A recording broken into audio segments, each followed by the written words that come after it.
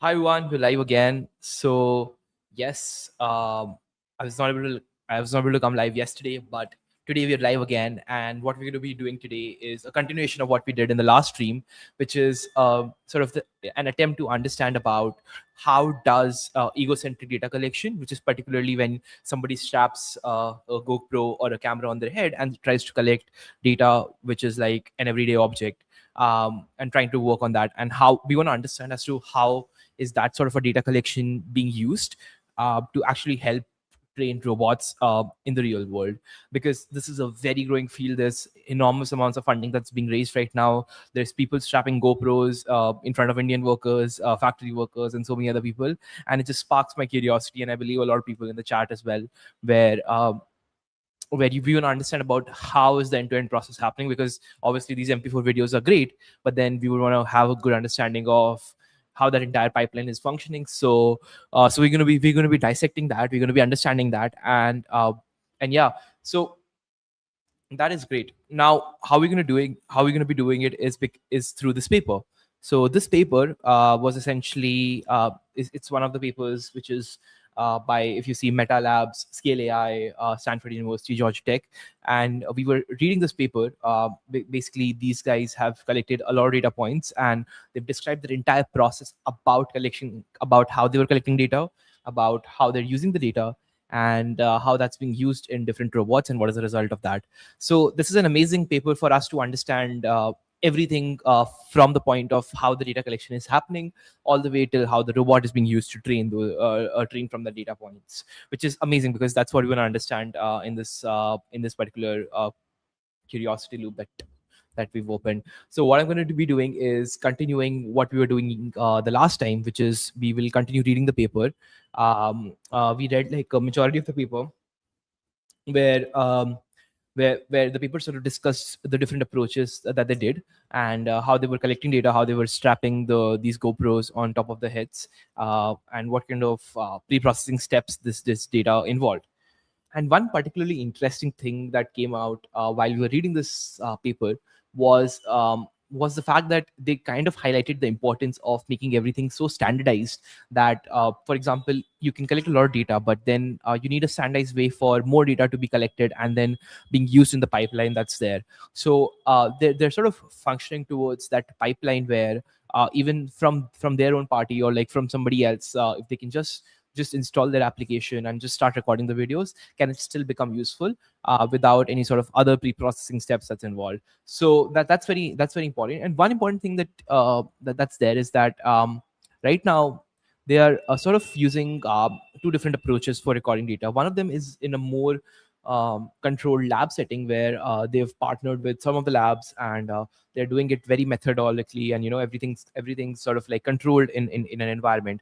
But on the other hand, there is also another data set that they're collecting, where these factors are not being controlled. These are like what they call as wild data sets, which means that it is the real world that these data sets will be collected for. So for example, in a factory setting, that's actually functional.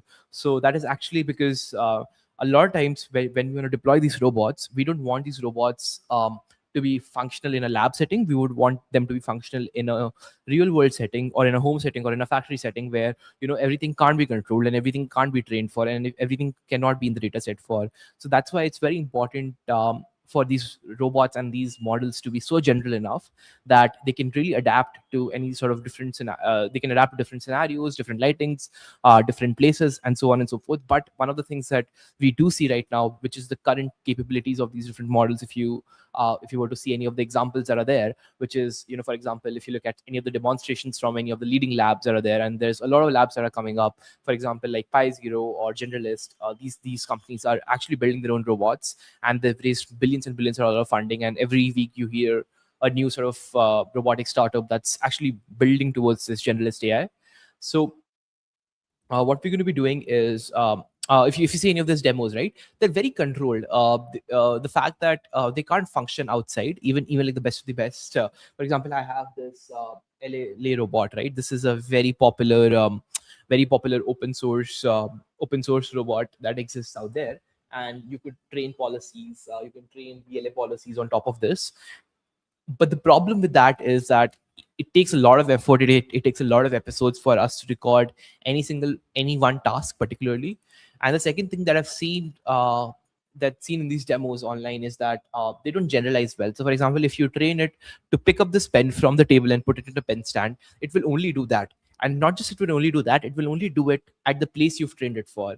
So in some cases it's not really useful. Now this is not all grim. The fact that there is a lot of resource that's going on in this field, and I would love to understand what's happening, how it's happening, and really try to get a deep dive and understanding all of this. So that's why we are reading this paper, and it's going well so far. There were a few things that me along with the chat were some people in the chat were trying to figure out, and I think we made quite a bit of progress. And the paper is also written in a well is also written very well. So they've made themselves to understand and what's going on.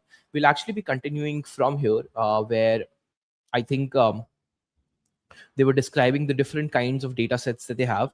I'll also try to go through maybe go through a quick read through of existing things so that we can catch up with it, and then from there we could start reading and completing this entire paper and summarizing it, and actually understanding what we need to do, and then sort of seeing if what gaps exist after this, and then also I would want to see if it's possible to take these sort of different MP4 videos that's there and sort of build our own pipeline for pre-processing to be able to make it useful for, like, for example, robots that are going to be deployed. So which is going to be very interesting, because in some way, if we are able to do that very successfully, like, why can't we just sell this to other AI labs as well? So again, there's also a business point of view as well to all of these things, and which is great, because people are like really doing a lot of these things, and I would love to see how this thing gets evolved.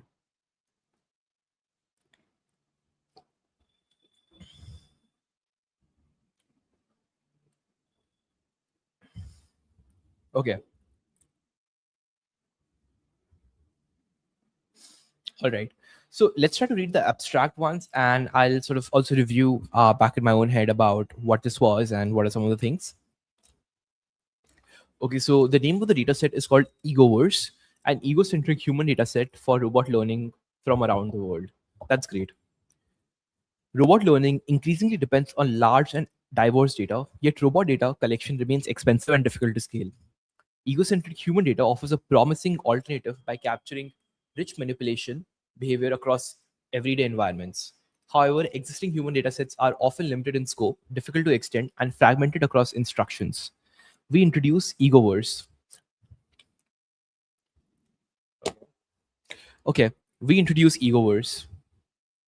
We introduce Egoverse, a collaborative platform for human data driven robot learning that unifies data collection, processing, and access under a shared framework, enabling contribution from individual researchers, academic labs, and industry partners. The current release includes 1,362 hours, 80,000 episodes of human demonstrations spanning 1,965 tasks, 240 scenes, and 22,087 unique demonstrators, with standardized formats for manipulation relevant annotations and tooling for downstreaming learning. Okay, beyond the data set, we collected a large scale study of human to robot transfer with experiments replicated across multiple labs, tasks, and robot embodiments under shared protocols. We find that policy performance generally improves with increased human data, but that effective scaling depends on alignment between human data and robot learning objectives. Together, the dataset platform and the study establishes a foundation for reproducible progress in the human data driven robot learning. So let's highlight a few important things that they're trying to achieve with this particular paper. One of the very first things that you see that they're trying to do is essentially collect egocentric human data. Now, egocentric means that essentially what you usually observe from your eye, and that's kind of like it's kind of like FOV, which is frame of view.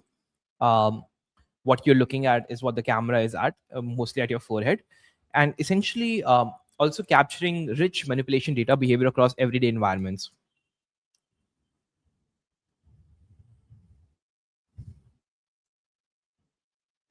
And the second most important thing that they're trying to highlight is also that the importance of sort of standardizing everything, because you can again collect a lot of data. And one of the things that I also learned from my last interview with James, so if you've not checked it out, just you check out the last interview or the last video on the channel, which is with James Wigglesworth. He's the founder of Amplibotics AI, and he says that the data to actually train these models to be able to in where these robots will actually be truly general in the world is kind of like short by 100,000 to a million times. That's a lot of data. And if you're collecting so much of data, there better be a way where everything is standardized and in accordance, because you are if you're pumping up the engine at the input flow, all the other things should have been streamlined. So I think that's what their attempt to do this in this case is.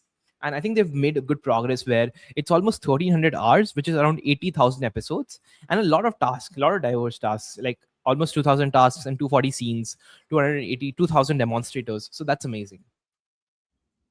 Okay, so that was the abstract, and I think that gives a good brief about what they're doing.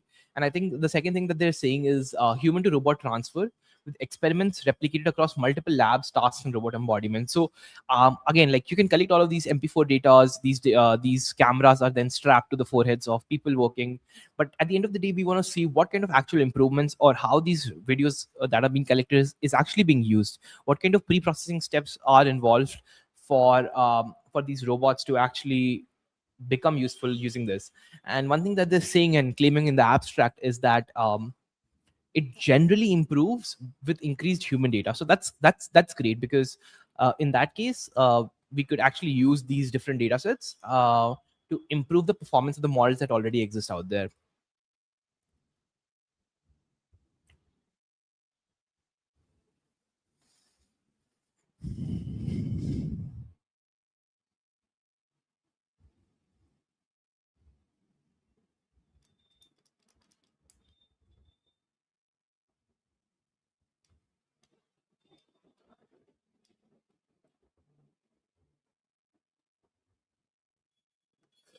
Okay, and let's talk about the type of data that these guys are collecting. So one of the things is that they've collected data in two different formats, right? One of the formats is a more lab setting where they have given contract to certain labs and sort of these places where everything is controlled for, including the lighting, including the conditions. And you could reproduce a lot of these different episodes, so to say, in these labs. And on the other hand, there is these custom operators, which is essentially the wild or the real world, where, for example, each episode would be a bit different because you can't obviously control for the lighting and maybe something changes. So that's why there's a lot of diversity in the second part of the data set. So there's Egoverse A and there's Egoverse 1. Egoverse A consists of data that is under carefully controlled and standardized protocols, mirrored across participating academic labs. And the second is Egoverse 1, which focuses on scale, diversity, and the richness of annotation, and is sourced from industry partners collecting in the data in the real world. Okay, so this is like more in the real world format where it's being used.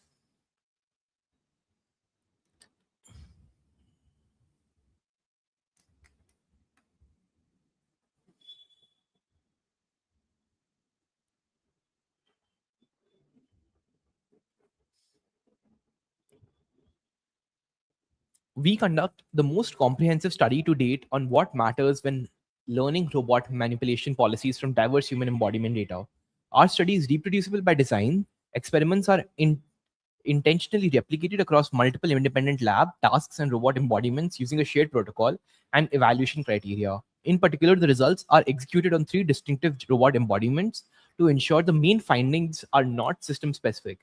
This cross lab, cross embodiment setup allows us to identify conclusions that are consistent and robust across settings, as well as efforts that systematically differ due to the embodiment sensing and or control variation.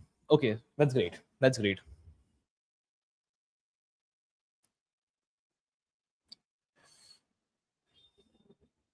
All right. So I think let's start reading from here again, because till now they're just describing about the related works on what's been done and how they're doing it. One of the things I think we've discussed that in detail, and what we're interested in is understanding how they're doing it. So I think this is was also read. and we could start reading from here, but we could also like go through a brief about how they're collecting these data.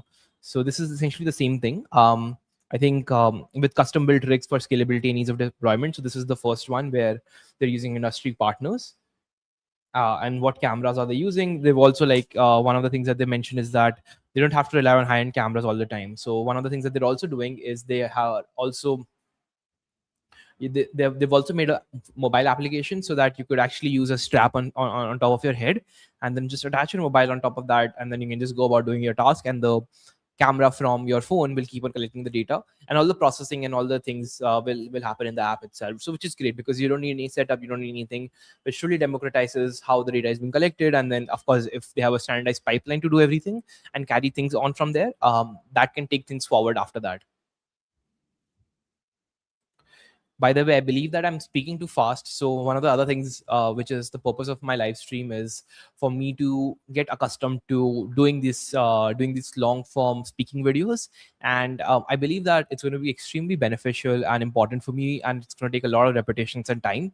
But again, it's very valuable for me to know how to speak properly, how to make my speech more articulate, and be able to convince people, be able to like speak my thoughts. And because us like something like maybe a technical topic like this would require a lot of focus, a lot of sort of using things, and I mean, yeah. So at the end of the day, you have to be like on it, and that's what my attempt is. So this is day two, and I'm already like, I already feel like it's better than how I used to do it. So I think that's a side benefit. But again, I'm just putting it out there. And I mean, if you want to learn anything, why not just live stream it doing it? So if anybody wants to learn it, they can join it as well. And on the other hand, you can also gain all these other side benefits that are there. So something on the side note. Okay, let's get back. Let's get back. Okay.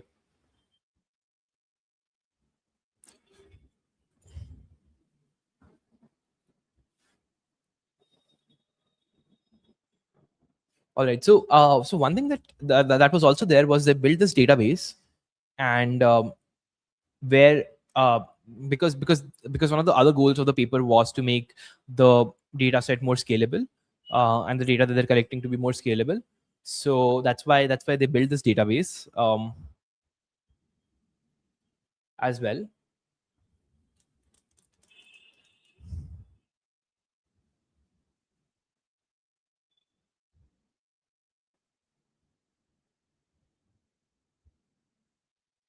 And these were the different tasks that were there. So this was very interesting because so these were the flagship tasks that they did, although there were 2000 tasks that they told that there were.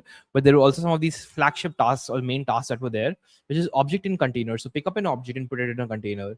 Cup and saucer, bag into a grocery, fold clothes, scoop granular, and sort utensils. By the way, if the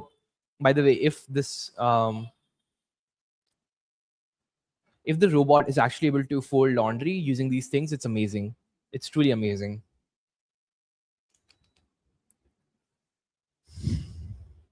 Let's start from here. Controlled, um, structured access of diversity.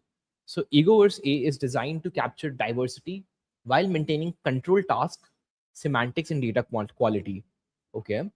Human data collection is organized along three primary axes: task, scenario, and demonstrator. All right. So human data collection is organized along three primary axes, which is task, scenario, and demonstrator. So what task are you doing in what scenario? And I believe that that is a setting. And who is a demonstrator in this case? Scenario and object diversity. Each flagship task is performed across 8 to 12 scenes per lab. 8 to 12 scenes per lab with 1 to 10 dataset units connected per scene to capture within lab variation.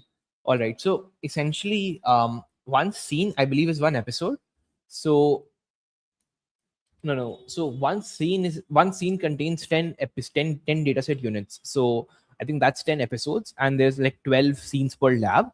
And then demonstrations are recorded within a roughly 40 to 60 centimeter workspace. So that's almost the size of a table, with object positions randomized across the trial. So that's good because it's not fixed in that case. So they're trying to randomize the position of the different objects that are there as well. Objects are sampled from a fixed setup of up to 30 tasks per within each lab, while independent procurement uh, across sites introduces substantial variation in object geometry, appearance, and material properties. Demonstrator diversity. Data are collected from 1 to 8 demonstrators per lab. So these are like 8 different people that are trying to do. They are trying to collect two data. But I believe okay, so that's what they introduced. Why different demonstrators are important. And so despite identical instructions, demonstrators within and across labs exhibit consistent differences in motion patterns, timing, coordination strategies, and hand trajectories. So this is very important because because for example, I would pick up an object in a different way, and that could be very minute. That could not be very big in our everyday notice. But the fact that those would also introduce major diversity when we are actually making this data set, which is very important. So if one person even in the same setting is doing it like if different people are doing it in the same setting for the same task, they might sort of move their hands differently, they might have different timings to pick up an object and place an object, which is very important because we don't want the robot or the model to learn one specific type of data set or one specific type of trajectory. We would want it to generalize very well. Okay, so let's highlight this as well. This naturally induces variation in human morphology and egocentric viewpoints due to differences in height, posture, and workspace configuration. Prior work shows that such human variability can significantly influence policy learning and cross embodiment alignment. Rather than eliminating this variation, we treat it as an inherent property of scalable human data. Perfect. That's good. Control diversity subset. While the cross lab aggregation provides realistic diversity, it also introduces uneven coverage across scenes and demonstrators. To study the effects of diversity under controlled conditions, one lab collected a secondary dataset for cup on saucers and fold clothes using a fixed pool of 16 demonstrators and 16 scenes.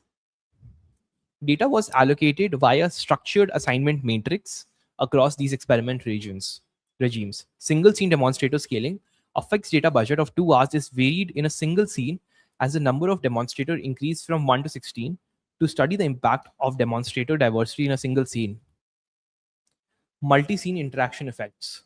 Scenes 1 to 8 are used to study demonstrator scaling across diverse environments, where the number of demonstrators is varied from 4 to 12 with a fixed data budget of 8 hours. Scene diversity scaling, scenes 1 to 16 are collected. So essentially what they're trying to do here is trying to understand how the impact of, so in this case, they're inducing the diversity, which could be good, but at the same time, what they also want to have is understanding how this diversity is affecting the data set. Because a lot of times I believe is that what they're trying to do is that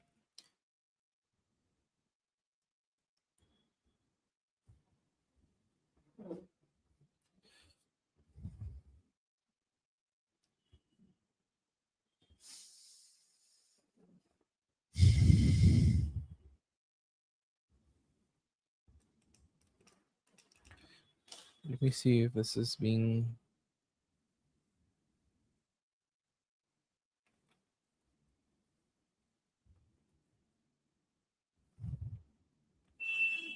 Okay, I'm just going to check if everything's working fine. Yes, I believe it is.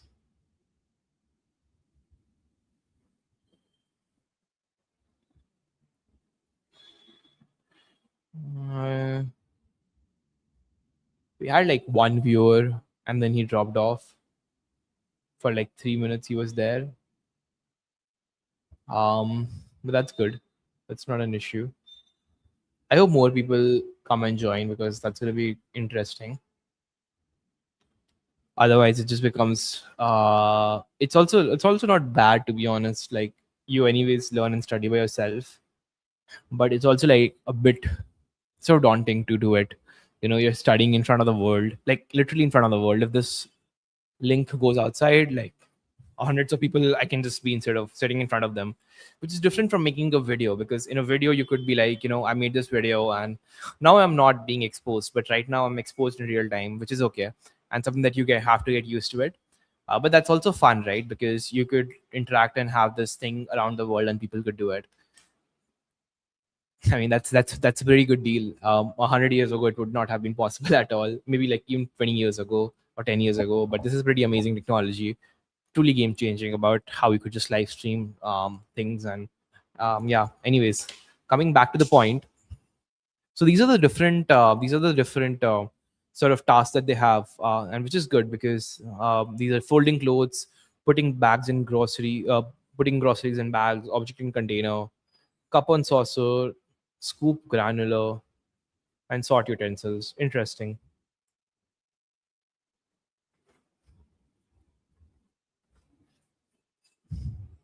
Egoverse A and Egoverse 1. So Egoverse A was more like a lab setting, and Egoverse 1, I believe, was like in a real world setting. Or maybe like I shouldn't say lab because that's not the word that they used. It's more like it's more like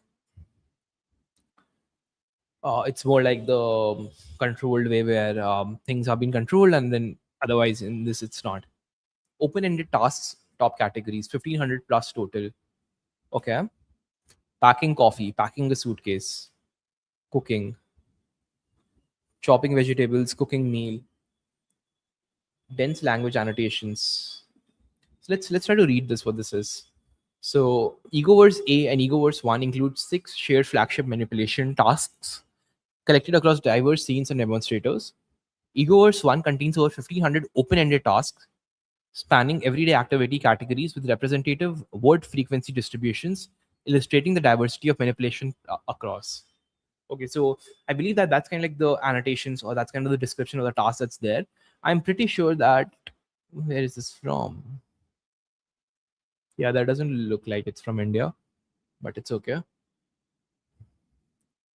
Why don't these different tasks have detailed labeling? So hardware, okay.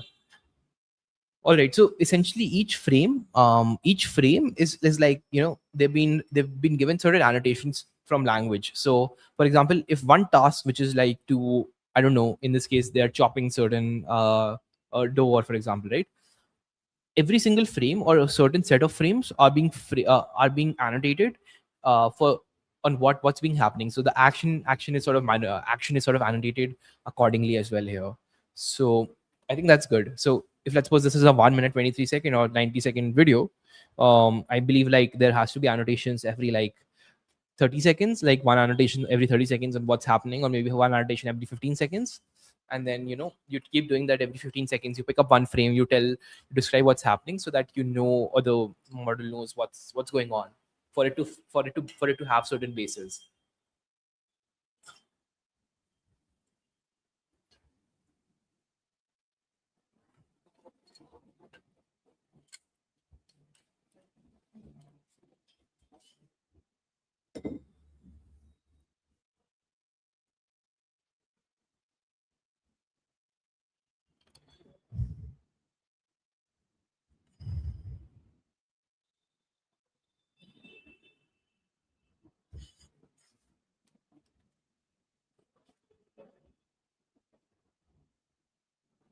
All right.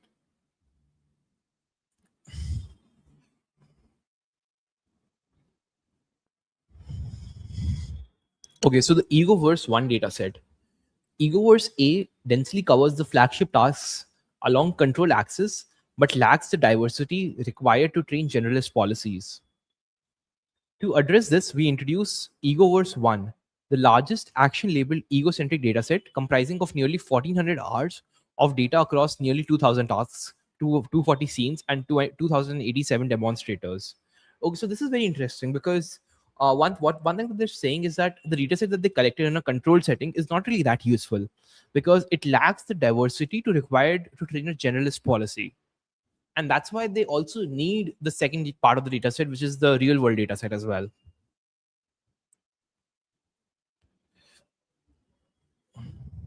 Okay.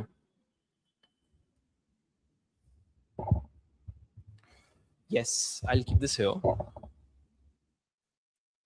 Egoverse. Okay. Egoverse 1 is designed to be maximally useful for robot learning by emphasizing manipulation heavy task distributions, instructing demonstrations to keep hands visible, and applying manual control quality to retain only manipulation dense segments. In addition, Egoverse 1 includes dense language annotations, making it suitable for training language coordinated policies such as VLAs. Okay.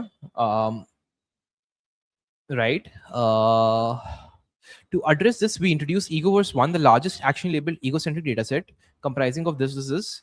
Egoverse One is designed to be maximally useful for robot learning by emphasizing manipulation heavy task distributions, instruction demonstrations to keep hands visible.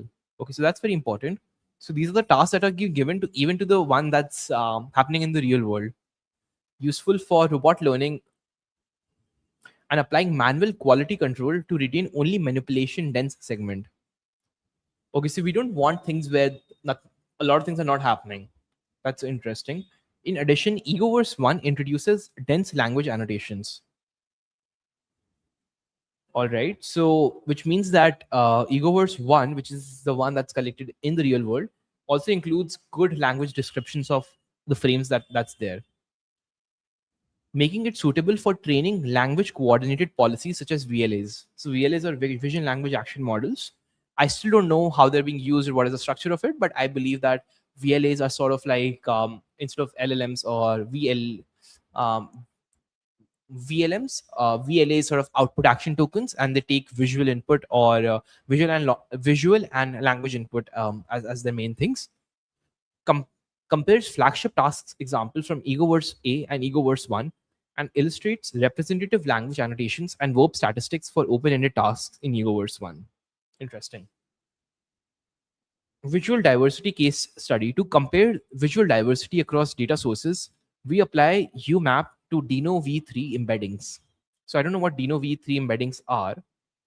From the fold clothes task across three sources, robot data from single lab, human data in Egoverse A, and human data in Egoverse 1.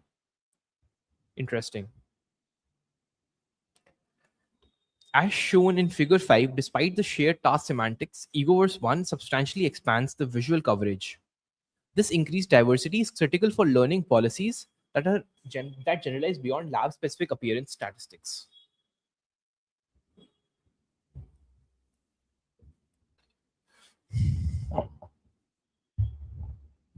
To compare the visual data diversity across different sources, different data sources, we apply UMAP to Dino V3 embeddings to from four clothes tasks.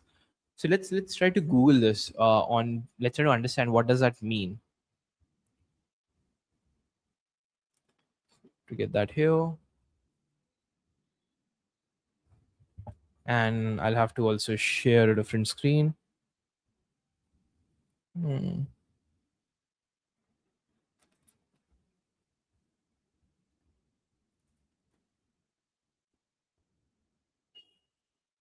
Okay.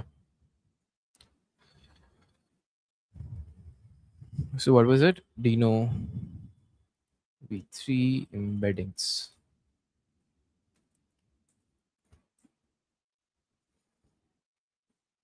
Hmm.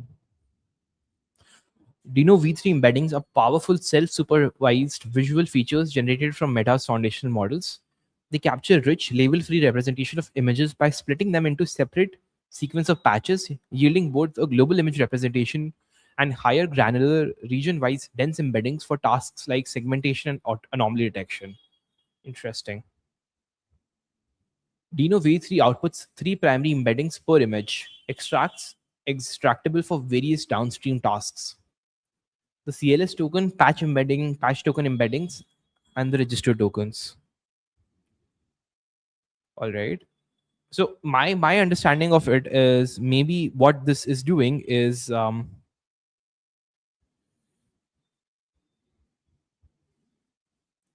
get back. Let's share the entire screen.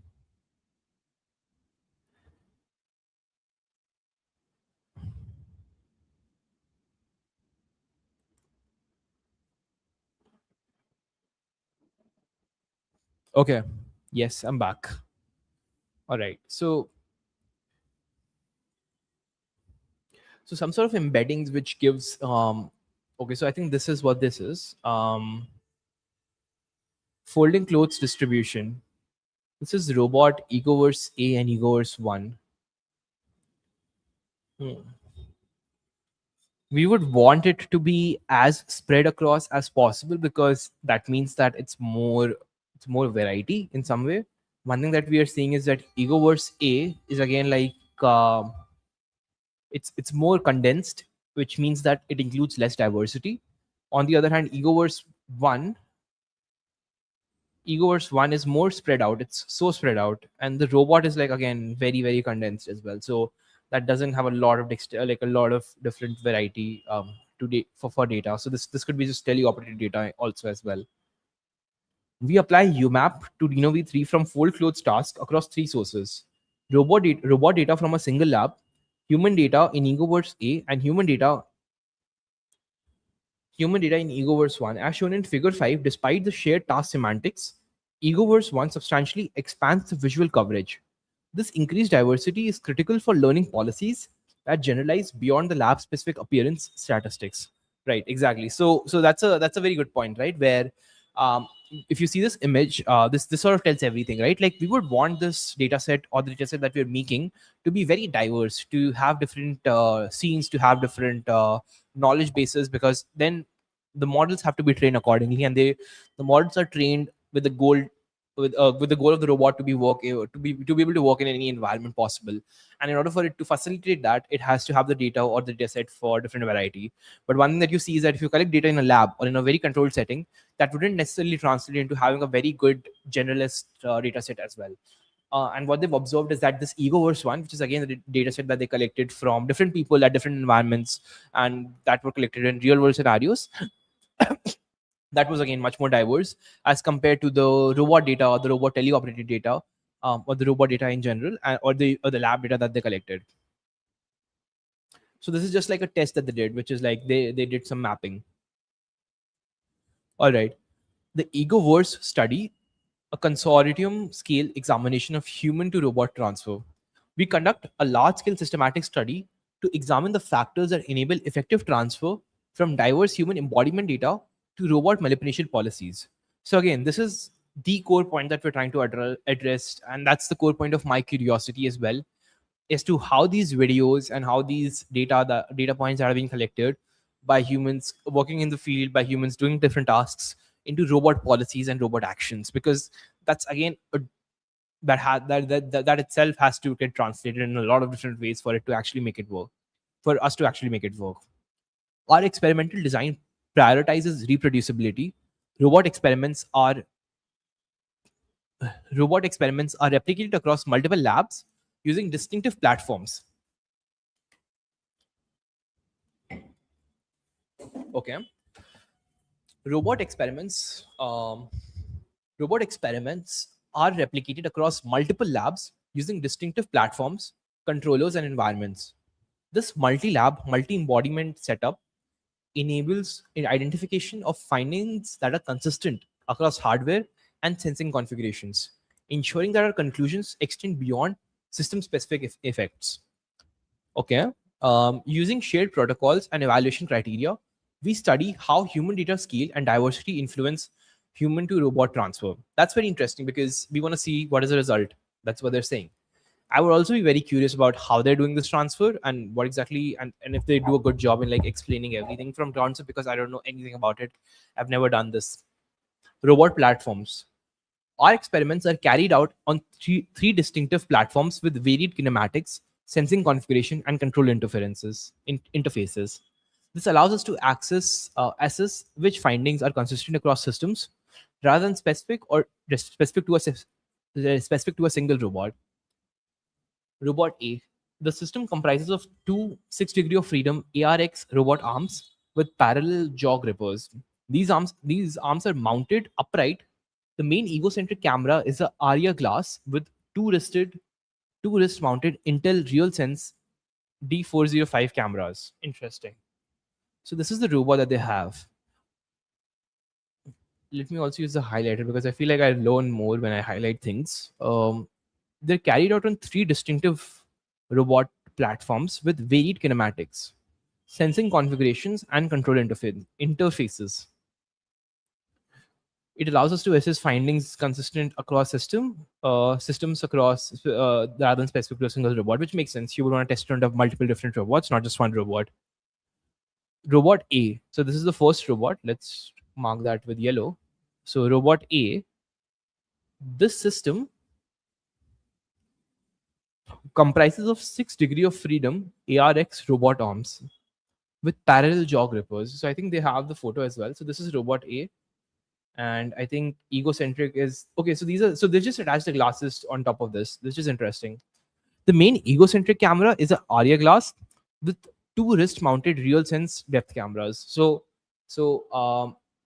let's zoom in here, and you see that there is an egocentric camera that's attached here. So this is again, this is I think this is sort of like a meta glass where they're using it, and then again they have I think these are depth cameras that's there, and these are the grippers that are available, the end effectors. Different from robot A, two ARX 5 arms are side mounted on a custom 3D printed shoulder structure for human like workspace. The robot is equipped with a head mounted Aria glass and a wrist mounted Logitech webcams on each of the end effectors. Okay, so in this case, they don't have a very high end, they don't have a very high end depth camera. On what they have really is sort of like a similar way. I think these are similar robotic arms, which again has like this main egocentric camera is the glass they use to also to collect the data. And again, they have these Logitech webcams that they're using as the primary cameras for the end effectors. I'm not. So, what is the difference between this robot and this robot in terms of the movability? So, what they're saying here is that different from robot A, two arms are side mounted on a custom 3D printed shoulder structure for human like workspace. Interesting. So they're side mounted. Interesting. So okay. So right. This was not kind of like a shoulder structure. This is also, you see, like this is also like upright, but this is much more closer to the table. This is also like a different structure as well. Interesting stuff. Interesting stuff. And robot C, the system is a unitary G1 with 7 degrees of freedom robot arms equipped with 6 DOF dexterous Inspire hand. The main egocentric camera is a Z 2D stereo camera. So this is again like a humanoid robot, and I think they've removed their head to put some cameras, and I don't know if this is what the hands that this particular robot ships with. No, it's not. It's like a 6 degree of freedom dexterous Inspire hand. So it's a hand that they've installed, and the arms itself are 7 degrees of freedom, which is interesting. Is it like 7 degrees of freedom? That's pretty amazing, man. Human and robot data alignment. Robot action representations. For robot A, base frames SE3 actions are computed from command joint angles via forward kinematics. Interesting. Projected into the egocentric camera frames using extrinsics and represented as 6 degree of freedom Euler poses. XYZ yaw pitch roll with gripper state for each arm yielding A from T to T plus K, where the space is K into 14. Interesting. Hmm.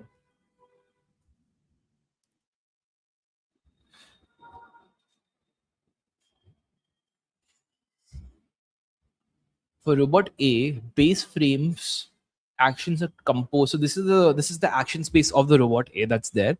And one thing about the robot A is that it's 6 degrees of freedom into two.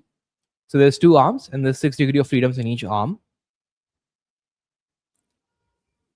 are computed from commanded joint angles via forward kinematics. So forward kinematics, if I remember it correctly, was essentially when when you have the motor values given, or the motor joint angles given, and then you compute the final position that the robot will be in. So, for example, if I have six different motors or 6 degree of freedom in my arm, can you give if you give me all the different angles, joint angles, I could then sort of very accurately compute what would be the final position of the end effector in the 3D space. So that's done using forward kinematics.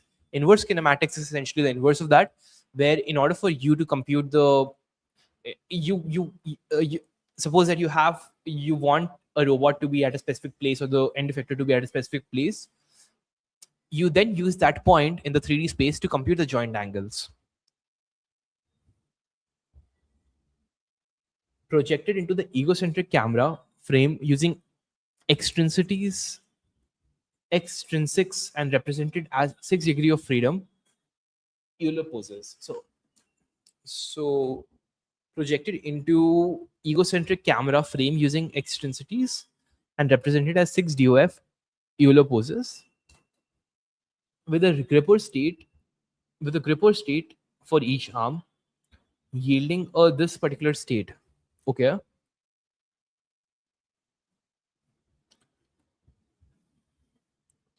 So t is my time step. So time step t to t plus k all the way till r, and r is k into 14. Okay. So xyz, yaw, pitch, and roll. Okay, with a gripper state. So that's an additional state that's there.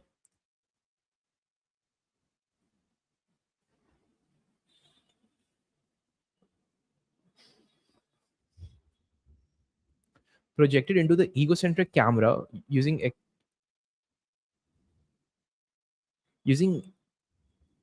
extrinsics and represented as 6 DOF Euler poses. Okay. XYZ, yaw, pitch, and roll. With gripper state for each arm, yielding this particular thing. Hmm.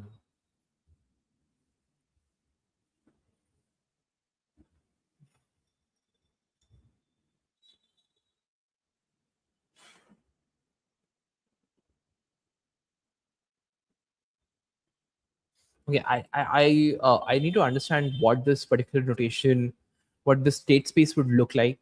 And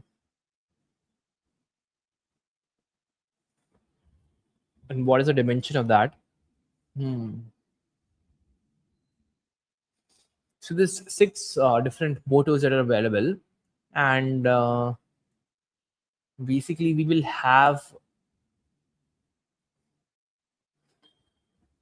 okay, we will have the XYZ values of each of the motors, and then each motor will also have the yaw, pitch, and roll. Okay, and this is for each motor, and then there are 6 motors in each arm, and there's also, okay, so this makes sense, this also makes sense, right? So there's 6 motors in each arm, and there is also a gripper stage, which means that what is the, is it closed, or is it closed, or is it open? So each grip, so that means that this is 6 and 6, that is 12, and this 1 plus 1, which is 14. So that is where 14 is coming from. And I think k is like, so this is collected every second, I believe. So for example, you start collecting data at maybe t equals to 0, and you keep collecting for k seconds, and each second these values gets rolled, right? So you go from t plus k to r. Okay, that makes sense.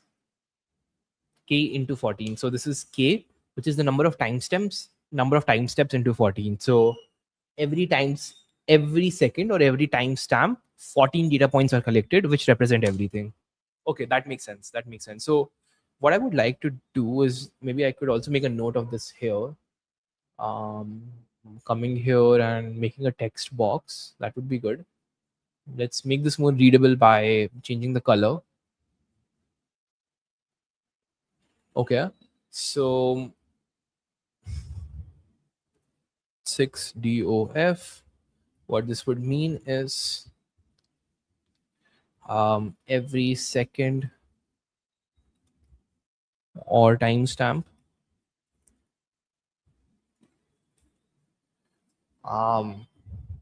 14 vectors, vector data points are collected.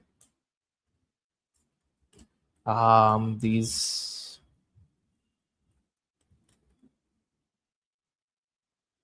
include 6 plus 6 for both the arms, plus 2 for the end effectors at both arms. The dimension, each vector is 6 values, which is x, y, z. Yaw, pitch, and roll. Interesting. Perfect. I don't want this. Rather, what I want is the color to be different. No, no, no, not this as well. How do I change color here? Okay, this is bad. Just keep it red so that you can actually see.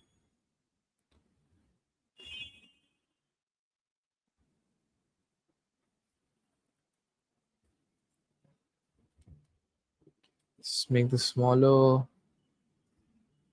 Control A, underline. Let's move the underline. It's fine.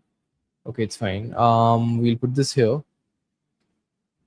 And yeah, let's put this note here. Or here itself. So this is for robot A. This is for robot A. Okay. Let's look at robot B. Robot B follows a similar pipeline but represents orientations as quaternions. As quaternions. Okay.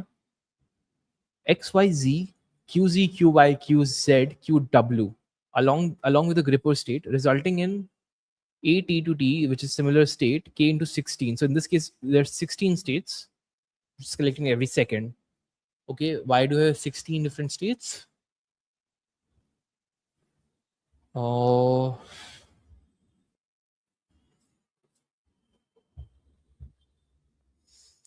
X, Y, Z, Q, Z, Q, Y, Q, Z, Q, W, along with the gripper state, resulting in this. Okay. Hmm.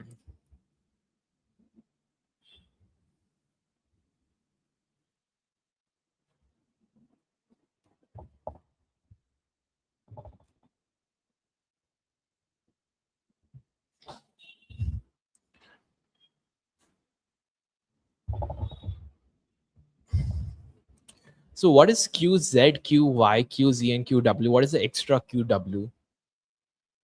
Represents orientation using quaternions. So let's search for this. Let's search for what does this word mean. Okay, quaternions. Quaternions are four-dimensional number systems extending in complex number, typically written as this. Okay, let's search in.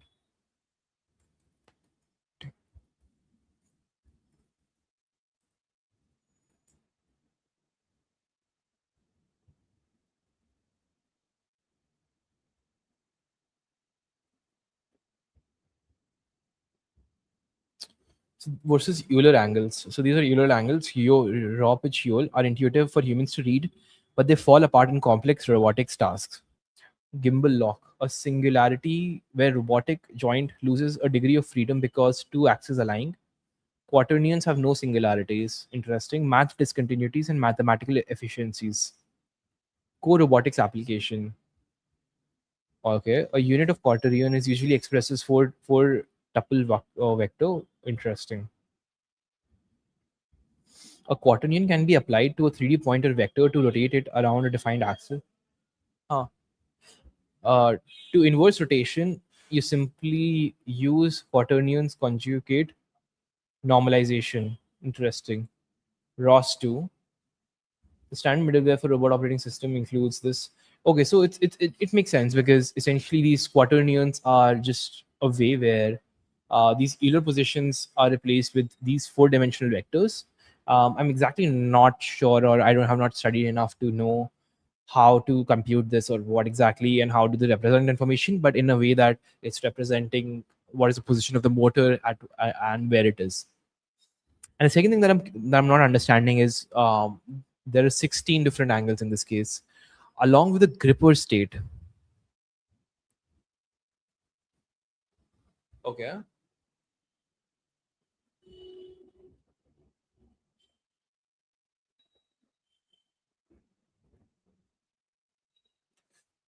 Okay, so I think this 14 doesn't mean that it's from 14 different. It's not 14 6 into 14. It's actually like 14 per second. So in that case, XYZ would actually not be for each motor. I believe it would be for the end effector, or would it? Let's ask this to the AI, or let's think for it for a second. Let's think here for a second. So we have these six different values. Now the question is that, are these six different values for each motor, or is it for just one? Is it for the entirety of the state of the arm? I think it's for the entirety of the state of the arm. What I'm curious about is how, what do these values then represent in this case, right? So what is XYZ? So what is, which position are we then calculating? So is it the position of the end effector? I think it's position of the end effector. But in that case, how would you use forward kinematic? Because you don't know the commanded joint angles. Hmm. So let me just come here.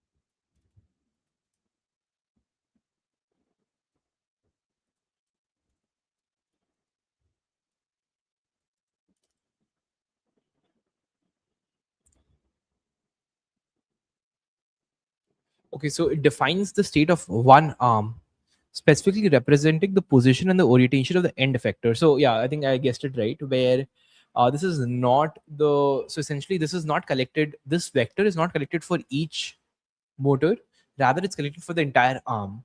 So at each time step, one of these vectors is collected along with the gripper state in this case. So what I'm interested about is then again x by z position and the position of the end effector. Hmm. The text explicitly states that these robots are collected for each arm, yielding a combined dimension of 14 and 16 for the second robot. The mathematical clue. Hmm. What is a point? Which point the vector represents the end effector control frame, which is the center point between the gripper fingers or the tool flange. It is exactly that point is calculated and tackled based on your text. The 3D position of the gripper relative to the arm, the orientation of the gripper state, open or close, or status of width. Interesting. The quantity and orientation of the gripper, open or close status. Okay, that makes sense. Understood. Understood it. Right, right, right, right, right. Get it. So now the question is, hmm,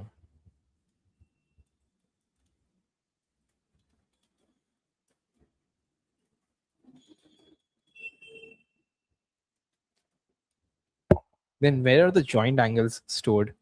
So the six motors that are there, where is the angle position for them being stored.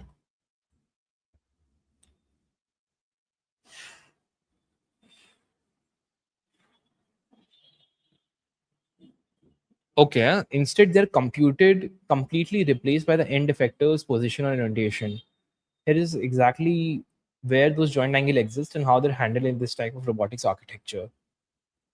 Before the data collection pipelines runs, the six motor angles are actively read and stored in robot's low-level hardware controller or middleware. They exist as six-dimensional vectors of radians or degrees. Okay. Discarded during the forward kinematic steps. The text states that the actions are computed from the commanded joint angles via forward kinematics. This means that the joint angles act as temporary input to a mathematical formula, but they are disregarded right after. The system reads the six motor angles. Forward kinematic compresses those angles into a single spatial pose, Cartesian XYZ position, and the rotation of the gripper output. Only the final gripper pose is all right. Okay, so this is just right now. This is right now just for how they're being stored. We still don't know what is the input and how that input is being used again, right? Which is, and I think this is very important as well. I mean, it took some time, but this is also very important as well to understand what's happening. Because again, if you want to see what translation is happening and what kind of pre-processing steps are happening, we need to understand this very, very well. Okay. Actions are computed from the commanded joint angles via forward kinematics. So what's happening here is that essentially the six motors that we have, the six motors in each arms that we have, and each of them will have certain joint angles. And anything with forward kinematics means that you know the joint angles, but you don't know the final position. So the final position is actually computed by a mathematical functions, and you know all the angles. And then the final position is essentially the position of the end effector, and that end effector position is then stored in this particular six-dimensional vector. But for the robot B, there's because again it's using in different format. There's 16 different. The vector size is 16. For the robot C, the wrist position is molded as an absolute SE3 position. Okay, so what is SE3 also? Let's ask that.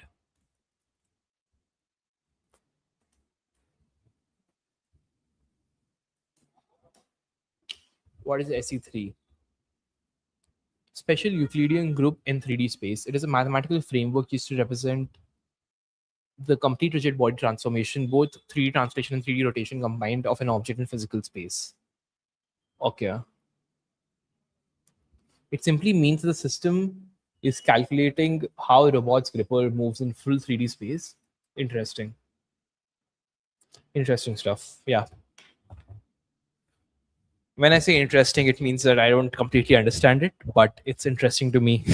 So, yeah, I mean, things are part of it, right? Like we're trying to understand from first principles. So we don't necessarily know everything. We're going to be figuring things out as we see, because that's the better way of learning, I believe, because you can't learn everything from ground up. You kind of have to follow curiosity and then you learn it much better. Okay, so for robot C, the wrist position is molded as an absolute SE3 post trajectory in the robot base frame, and dexterous hand control is specified via five key point positions relative to the end effector, which are mapped to the joint commands using inverse kinematic solver. Okay, I didn't understood that. So the wrist position is molded as an absolute SE3 post trajectory in the robot base frame, and dexterous hand control is specified via five key point positions relative to the end effector, which are mapped to the joint commands using inverse kinematic solver. Okay, let's copy this and let's ask it to help us understand what it means.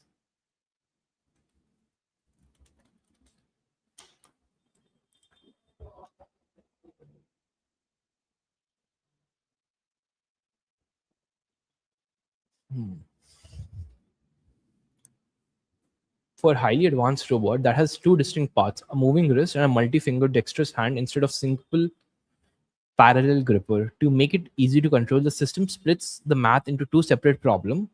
One where the hand goes into the in the room, and one where how fingers move to grasp objects.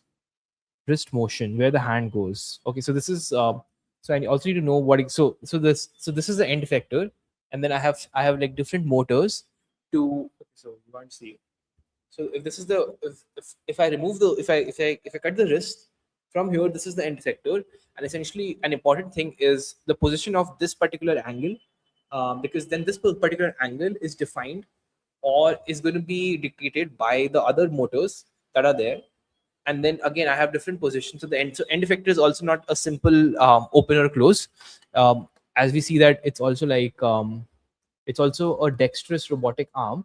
So I think this has like almost 5 fingers. So the fact that now in the earlier robots, this particular position was simply represented by open or close or the width of the robot arm. But in this case, it is more complex than that. It's not just about where, it's not just about if it's closed or open.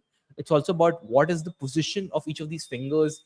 And each of these fingers, I believe, is 2 degrees of freedom or or 3 degrees of freedom. Right? That's good. That's good. Yeah.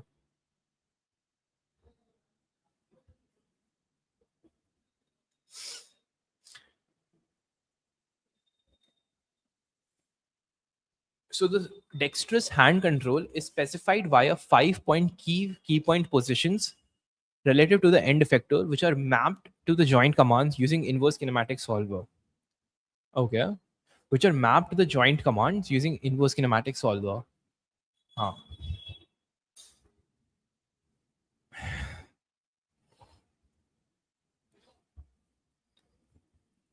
Hmm.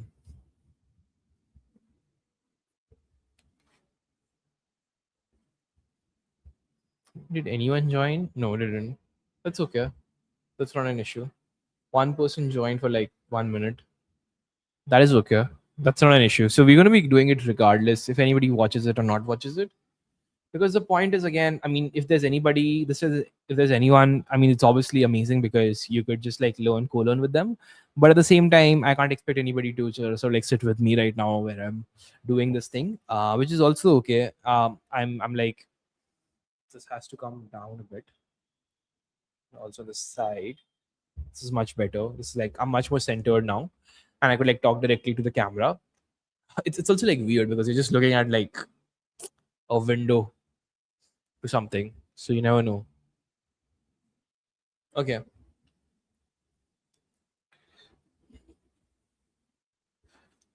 Along with the gripper state, so what my understanding of it is that the wrist motion is molded as an absolute SE3 post trajectory,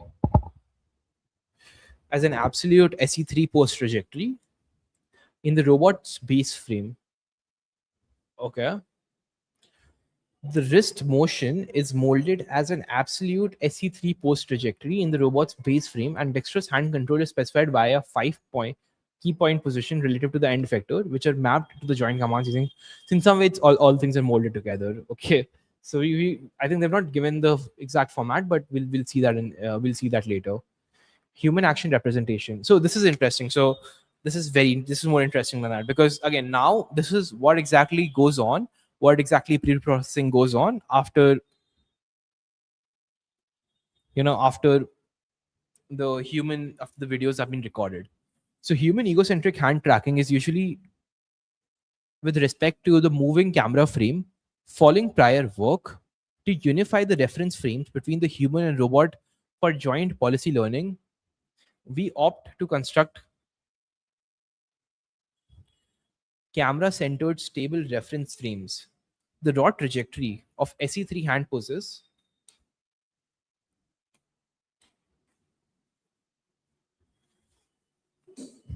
sorry for that. Um,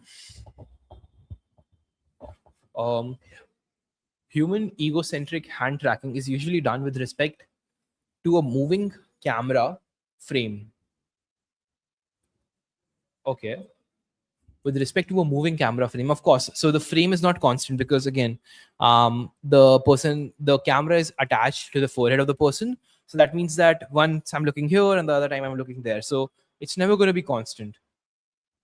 To unify the reference frames, but in case of a robot, it's actually going to be the same. It's actually going to be the same. So the robotic camera or the egocentric robotic camera is going to just be the same. Now, in order for you to get the values, there has to be some unification that has to be done. So I believe that they're using some sort of prior work, in this case, to unify the reference frame from the human data collected and the robot data collected, to unify the reference frame between the humans and robot for joint policy learning. We opt to construct camera-centered stable reference frame. Okay, so this is something new. We opt to construct camera-centered stable reference frame. The raw trajectory of SE3 hand poses,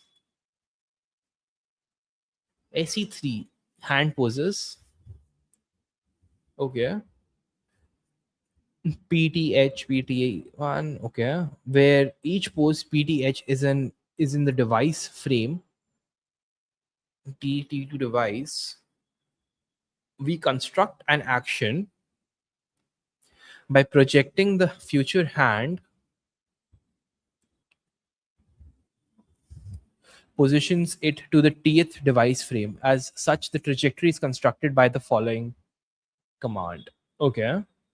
Yeah, this is sort of like the most important thing, and I think we'll have to read it again and again to truly grasp what it is. But I think that's, if we do it, it's truly very valuable. Okay, so I understood the problem that they're tackling, right? Well, the problem that they have is that essentially the egocentric cameras or the videos that they've recorded of humans doing certain demonstration and tasks is not static. The frames are changing, and it's not same. The problem is, and why that's a problem is because essentially the policies that these guys are training, or the models that they're training, is not taking input of the videos anymore, right? The videos are not important. What is important is the values of the different arms and the hands. That is kind of the most important thing that's being used, and that's the only input that's going into the model, not the video, not anything else, but rather this, I believe. I don't know, maybe that's the case. Maybe that's one of the inputs. Maybe the other input could be the video, but for now it is just like what they're trying to do is to get the frames, um and the hand poses of these different things, and they need to unify the reference frames between the human and the robot. By the way, I do see one person on the chat, on the view. So do say and hi. It's nice to see you here. It's almost like 0 persons here, but it's nice to have you here. Yeah, so that's kind of like the problem that they're trying to solve here. What is something that I need to understand here is how they're doing it. So if you see the raw trajectory of SE3 hand poses, okay, so the SE3, does that mean does that mean the robotic arm, or does that mean the arms from the actual arms of humans, which are recording the trajectory, where each pose PT is a device frame. We construct an action by projecting the future hand position to the Tth device frame. As such, the trajectory is constructed by the following command. Okay.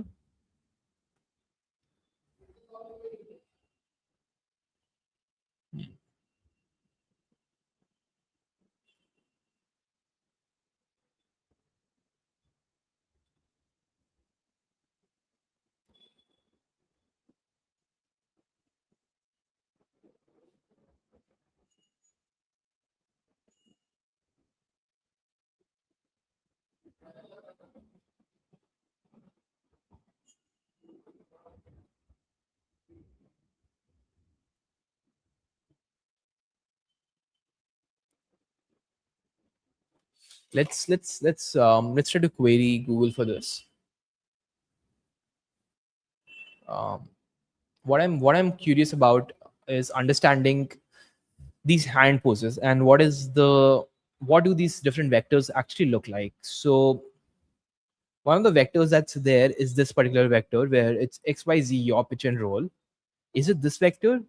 So this particular vector into 2 plus 2, which is the end effector state, is collected at each timestamp, where each pose is in the device frame. Okay. T T from T to device. We construct an action by projecting the future hand positions into the Tth device frame. As such, the trajectory is constructed by the following command. All right.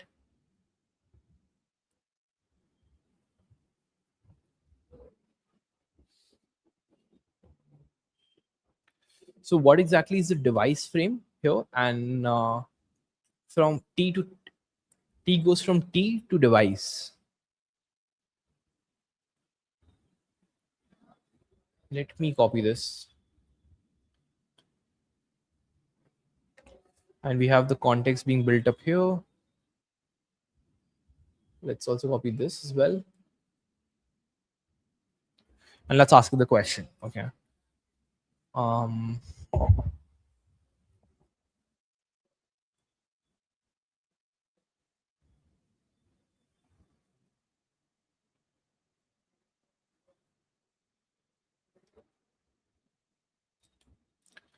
so the first question that I have is, what exactly um, is a hand in the hand pose? Is it the hand of the person in the egocentric video, or is it the robot arm position? So that's the first question. Then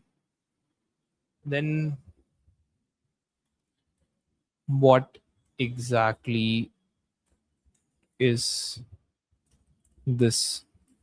What exactly does this vector looks like? Or we should ask it, one of these vectors looks like. One of these vectors looks like. Okay. Then device frame. So what is device frame? I don't know what is device frame. What is device frame here? Okay.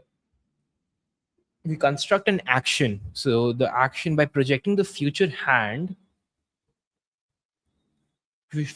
positions it to the Tth device frame. As such, the trajectory is constructed by the following command. So let's ask these questions and then we'll see. Okay. Based on the text, the section describes on how the system captures human actions from the video and translates them into format that a robot can understand for imitation learning. Here are direct answers for the three questions that you asked. What exactly is the hand in the hand pose? The hand refers specifically to the physical hand of the human person wearing the egocentric head mounted, right? Okay. The system is watching a human perform a task like opening a drawer or picking up a cup from the hand's own perspective. Okay. So does that mean that is does that mean the position of the hand, or does that mean the okay? So I think that these are the 16. I think it should be here. Okay, so let's second read. What does the PTH mean? A single vector is a 6 degree or 7 degree numerical pose representing the position and the orientation of human hand in a single timestamp. Depending on whether the tracking software outputs are Euler angles or quaternions, single PTH outputs looks like one of the following two, where the numbers mean. Okay, so essentially this means that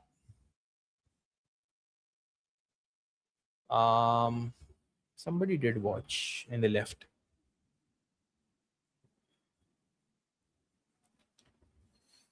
Yes. Okay. No worries. One person was watched like 5 minutes. It's okay.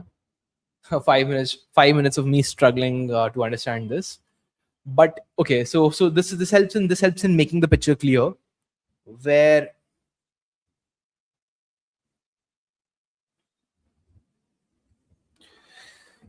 okay. So this helps in making the picture clear.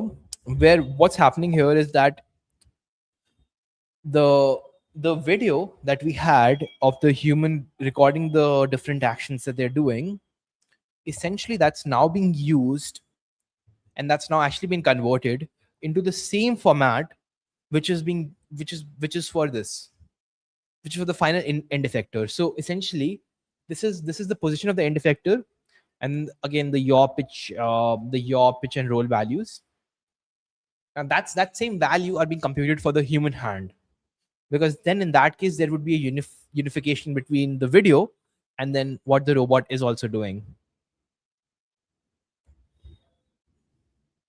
Is in the device frame. So we need to understand what exactly is a device frame here also. The device frame is the coordinate system centered on the wearable camera device, like an Apple Vision, MetaQuest, or a timestamp T. Okay.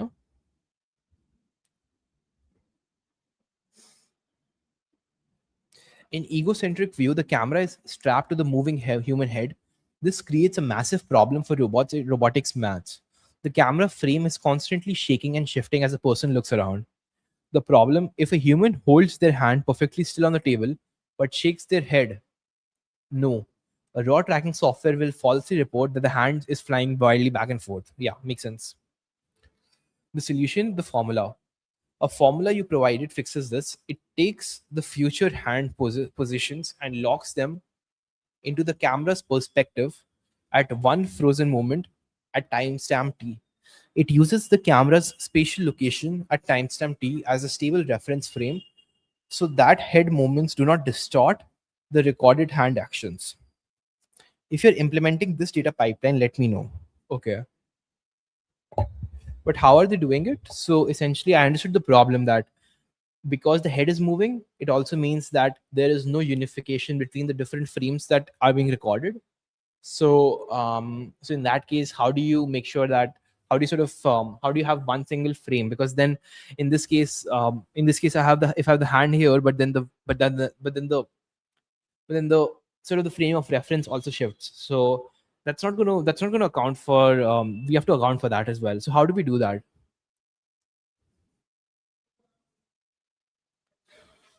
Where each hmm, mm,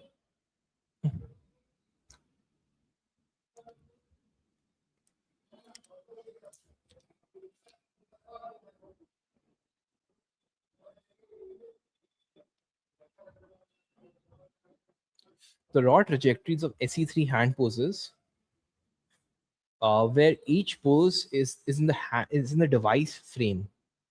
Is in the device frame. We construct an action by projecting the future hand position. So what it means is that each of these positions that have been computed is in the device frame. Okay, so we'll verify this once. But right now, what I understand from it is that these are the ones, these are the positions that are computed from the frame of reference taken from the moving head. Okay, so if the head is here versus if I move the head, but the hand doesn't move, even then there will be a difference. So that's why it's computed from the device frame of reference. We construct an action by projecting the future hand positions into the tth device frame. Okay. As such, the trajectory is constructed by the following.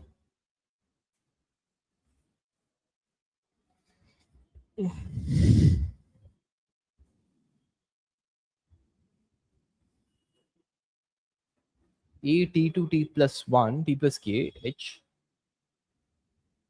t device minus 1 t device t plus 1 into this. So there's some sort of projection that's happening for the future hand. Okay. So I have a question. What does the future hand mean?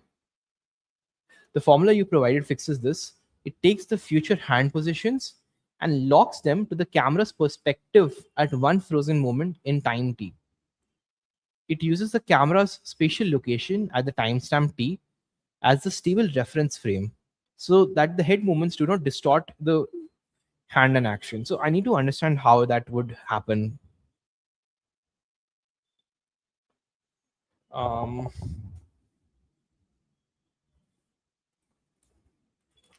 which frame is taken as the which frame is taken. So I'm just going to copy this because this is what is most confusing to me right now.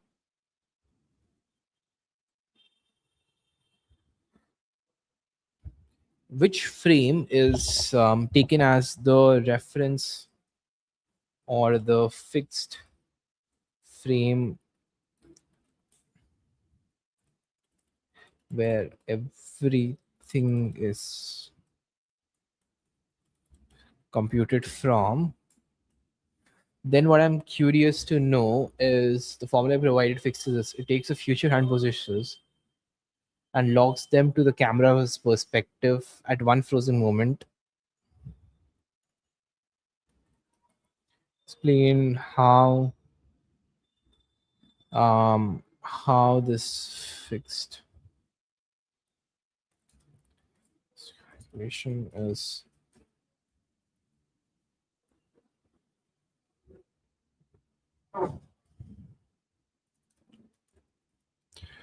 just how the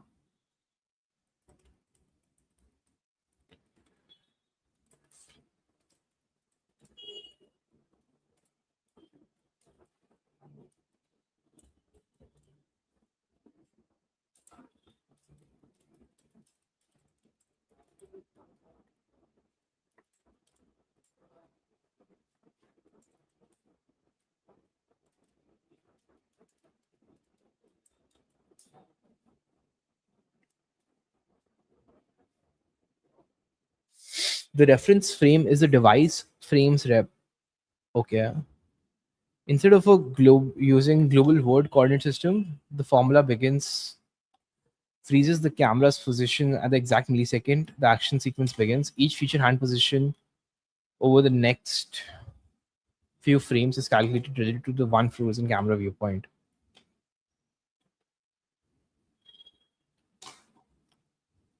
Okay. The text we provided consists of an original paper, which commonly happens. The correct mathematical equation looks something like this. Yes, it does, I believe. You see, your completely cancels out the head movement. Let's break down the three intuitive steps using concrete examples. Imagine a human holding their head perfectly still on the table while rotating their head from right to left. Okay, so this is like, so the head is constant, so there's no movement in the y direction, only like your yaw is being shifted. The raw distorted measurement as at the future timestamp t plus I, the human head has turned their head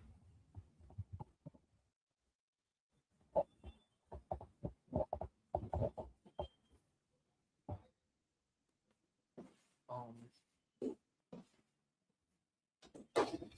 we're going to be sitting here for 2 hours or more than 2 hours. Let's see. It's going to be pretty fun. It is pretty fun already. It's intensive, but it's fun. It's fun. It's fun. It's always fun to learn new things. Okay. Um,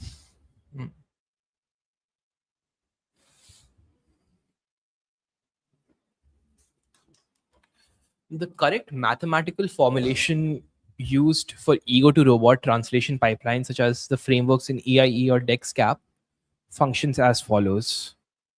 Okay. At future timestamp, at a future timestamp, the human has turned their head to the right because the camera moved right. The hand looks like it shifted to the left from the camera's new perspective. The tracking software records the future position, hand position related to the current moving camera. Okay.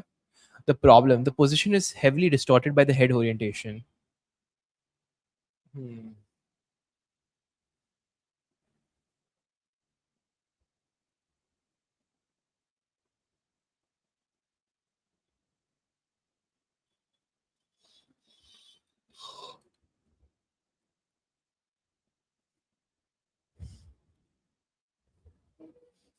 Where each pose is in the device frame. Hmm.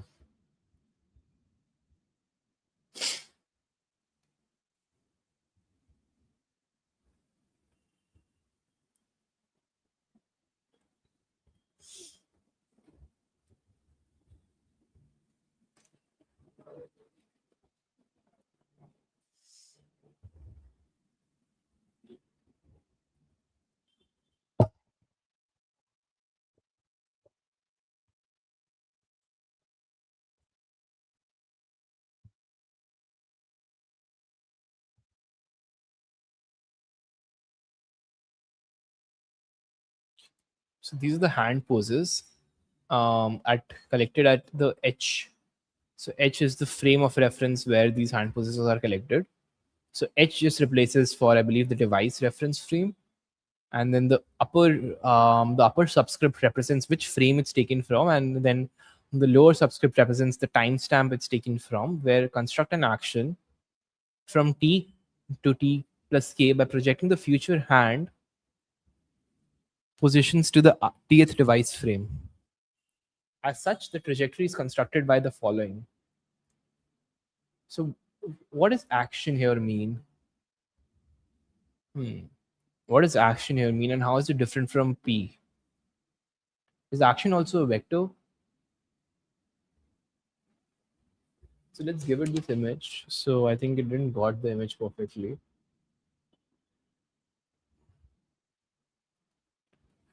This is the formula. Um,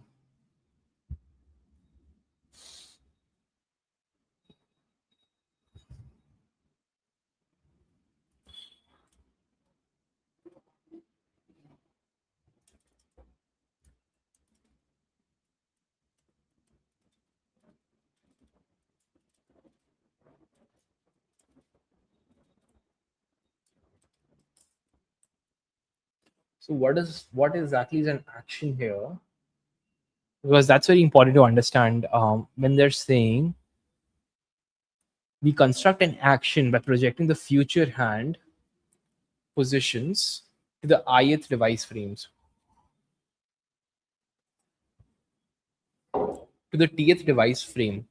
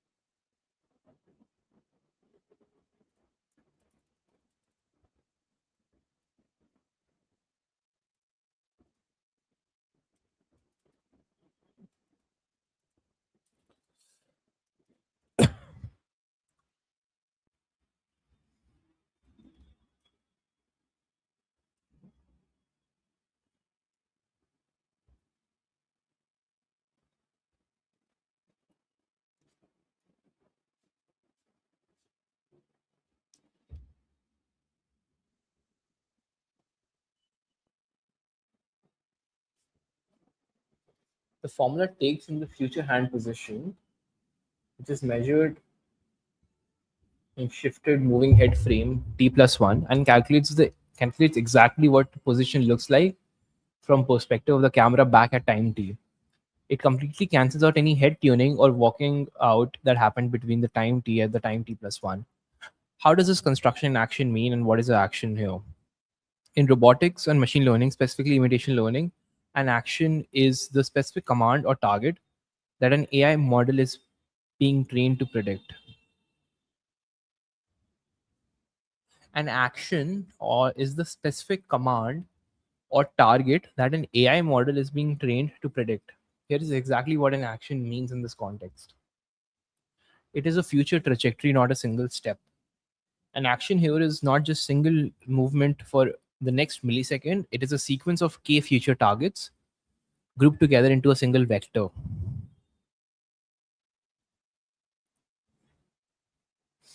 Specific commands or target that an AI model is being trained to predict.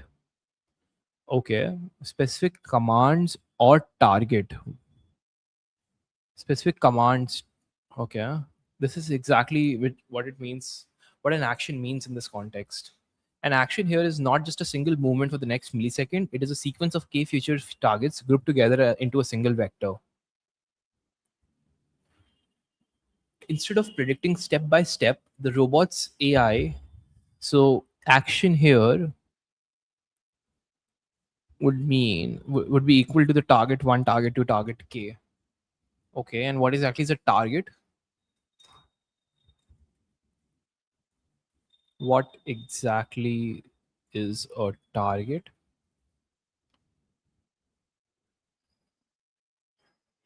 A target is a specific 3D position and orientation that an hand gripper or instructed to reach at the precise millisecond in the future. In this pipeline, a single target is the one individual element inside action trajectory. The components of a single target. Every target is a numerical vector that tells the robot exactly how to align its hand relative to the frozen frame. So basically the position of the end effector at a particular time stamp.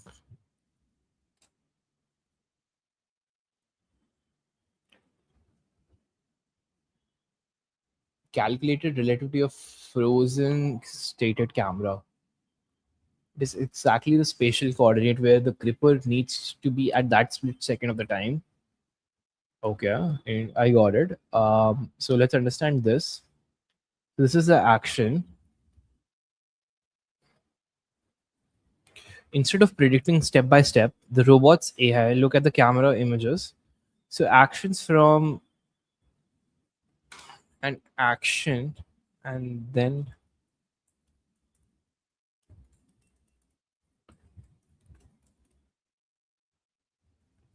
these um,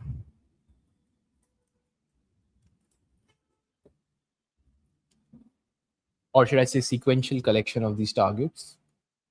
Okay, yes, exactly. It's simply a chronological collection of these future targets grouped together in a single sequence of vectors. Okay. Instead of planning one immediate step, the action represented a short-term spatial trajectory. Okay, so now this actually, I think I understood it. I understood it in a way. I understood it. Okay, so I'll ask now the AI. I'll actually ask this too. I'll now ask. I'll now ask. Let me write my understanding of what I did. Um, I don't know if I'll be able to explain it, but let me first write it so that I'll be able to then show it or maybe explain it in words properly.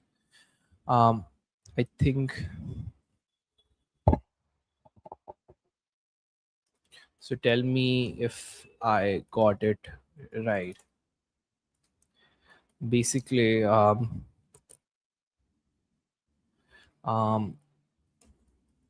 the videos which are captured from head mounted cameras um, do not offer a stabilized world view.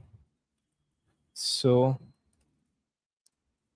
um, the hand, the human hand positions then have to be the human hand positions then, but the human hand positions across the different across different frames uh, have to be standardized to something or a frame of reference. This is also because the robot where this is also because the robot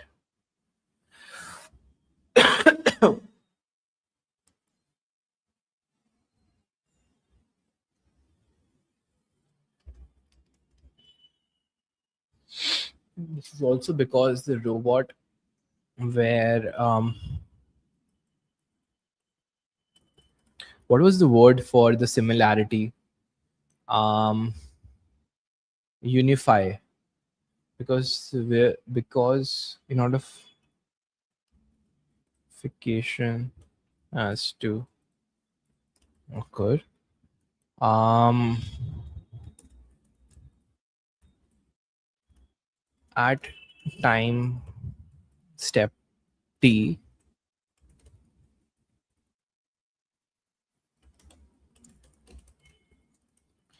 when we start the recording, the base frame is also set to that.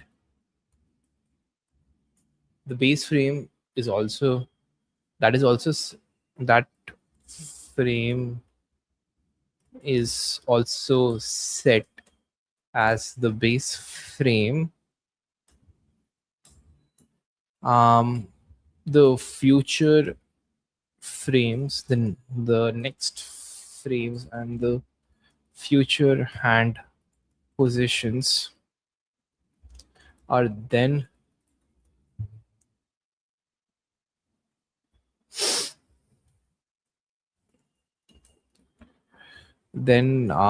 calculated. What do you call a reflection or like a transformation? Are calculated from the transformation of those transformation of those hands, those future hands, transformation from a color of transformation of those future hands. Uh,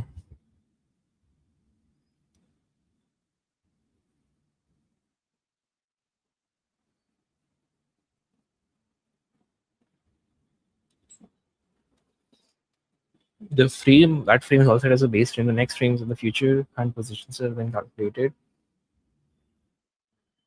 um, as the transformation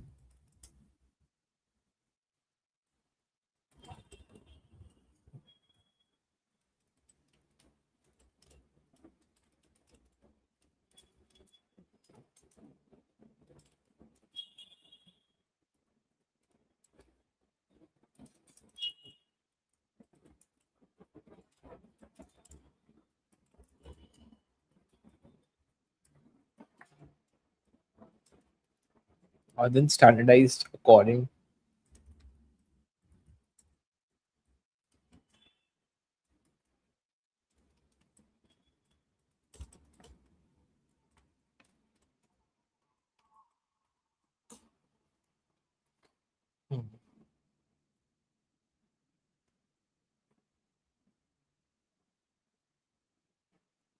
Okay, so we're at least right. I think we've gotten an understanding of what it is doing and what is the notations here. Um, okay, so let me make an attempt to make it to sort of to again like verbally explain what's happening here. Now, essentially, the problem here that we're dealing with is, I think I've repeated myself over and over again here, but I'm going to repeat it again for the sakeness of completeness. The problem is that the human videos that have been recorded at a human where these cameras are attached to the forehead, the problem with that is that the head is moving, which means that we do not have a fixed worldview to compute the hand positions of from, right?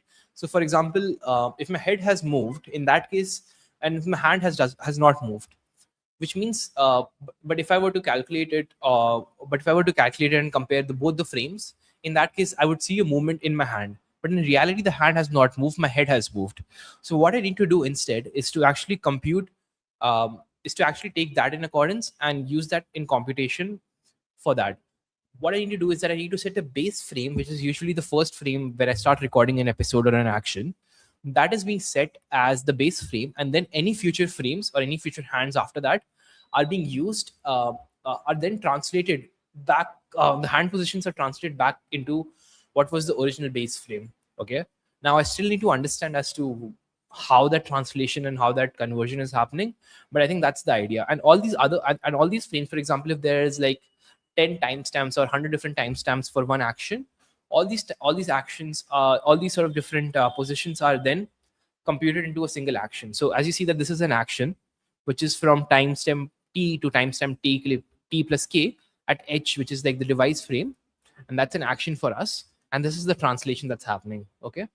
So we need to understand, so the translation is actually decoded by or given by this particular formula. I still don't understand what exactly it is, so we're going to be asking that as next. And the second question that I have is that what happens when the entire frame also shifts, right? So for example, uh, right now right now it's only just like slight moments, which means that most of the frames are constant. But what happens when you completely shift a scene?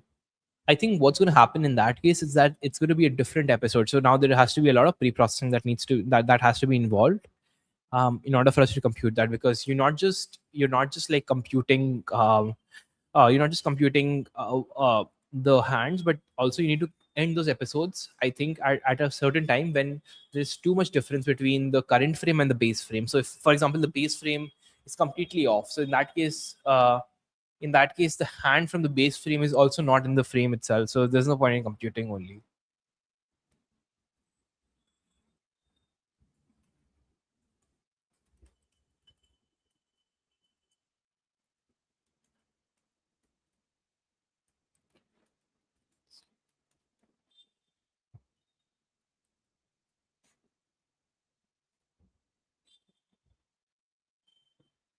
Okay, let's read the formula from left to right, which is exactly the raw head position at the future timestamp.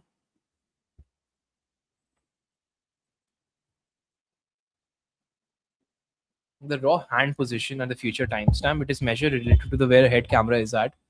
It contains a shaky head movement.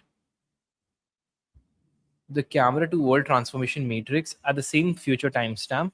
It tracks exactly how much the head has rotated or moved since the video started. And how do we capture that? How do we get this matrix? The inverse transformation matrix of the camera starting timestamp represents the frozen frame base frame for us to anchor everything to it. The final constructed action sequence containing the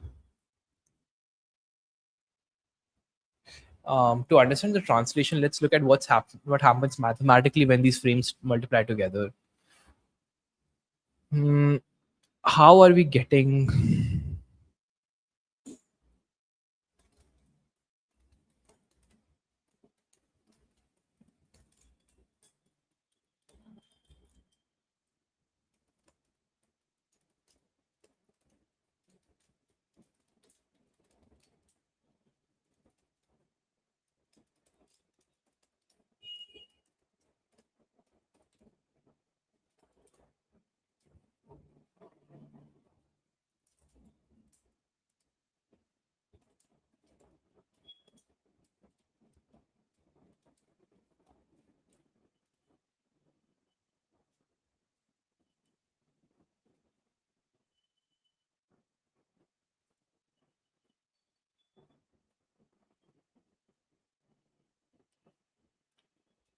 Okay, so they're sort of using some sort of slam or like different key points to capture that. Yeah, so in some way, that rotation is also taken into account and then being used, and then this formula is used to compute that action sequence entirely. Okay, interesting.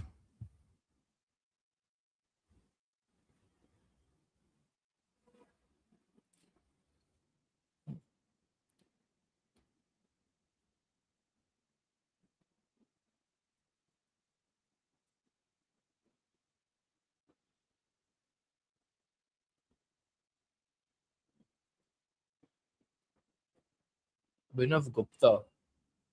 I know Abhinav Gupta.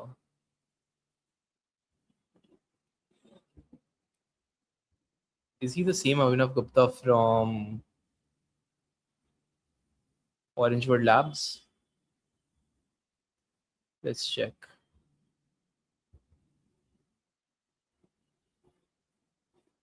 Carnegie Mellon University. Ah. Human to robot imitation in the wild. This is also a very interesting paper. Ha, ha, ha, ha. Okay.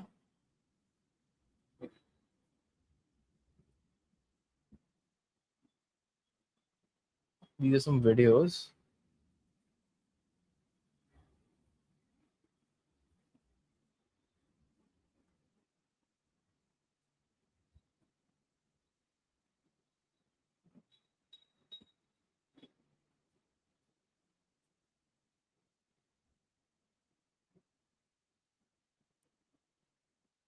Uh,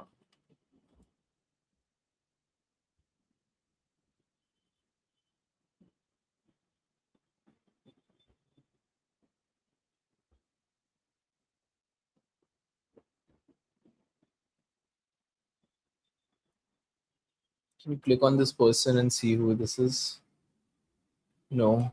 How do I find their? It was published in 2022. Interesting. From Deepak Pathak. I need to know. I know this guy Abhinav Gupta.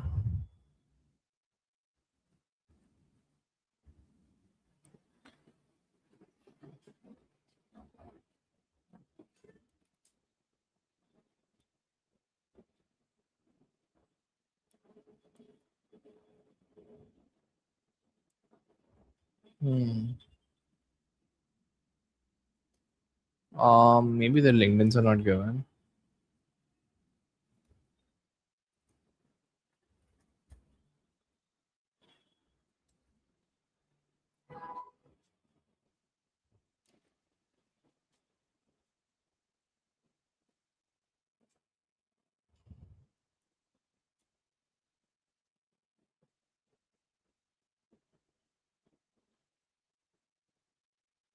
Wow, that is crazy. They just recently announced a fundraise of $300 million.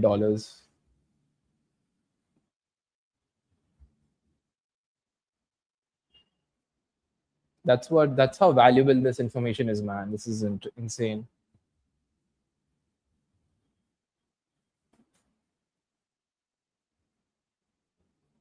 9th July.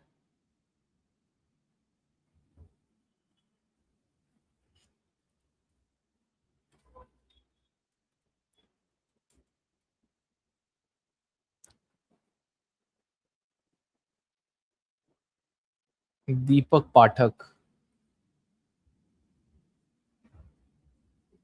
the CEO and the founder, Anil Rathri, has led Skilled for over 2 decades, spearheading the company's innovation strategic management services.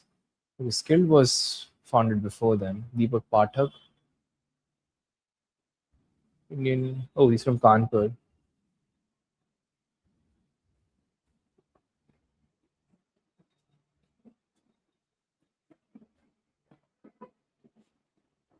Glenn Bull, CEO. So there's multiple CEOs.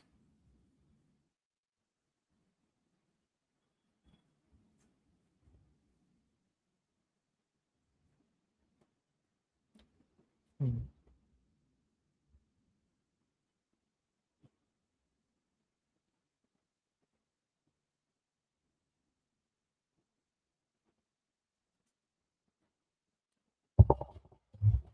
This is a crazy paper then.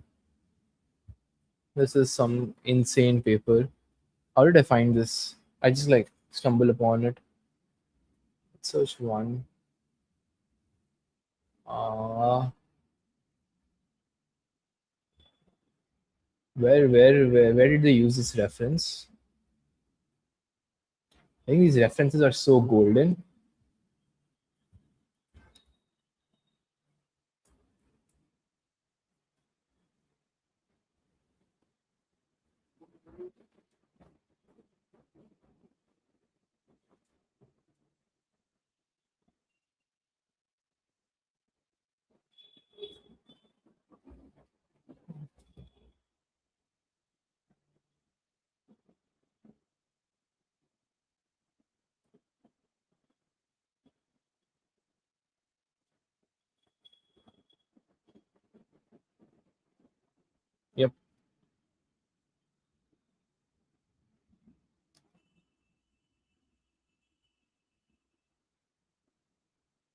Shikhar Bahal, Abhinav Gupta, and Deepak Pathak.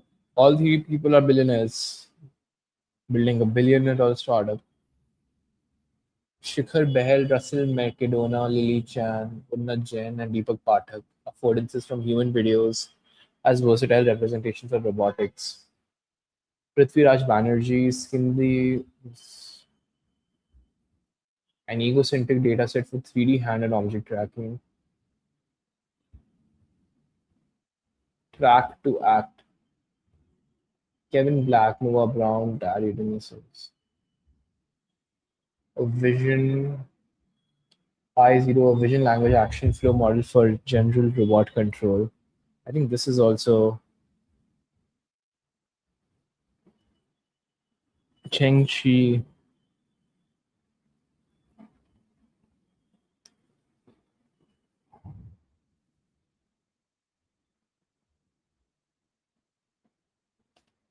Hmm.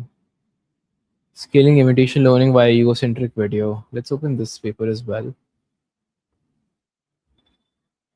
When was this released? 2024. CVPR.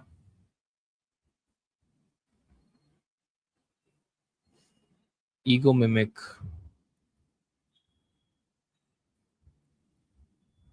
Uh,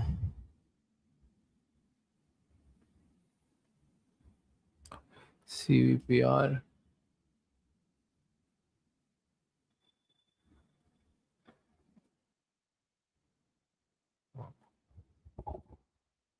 Okay. Georgia Tech and Stanford University.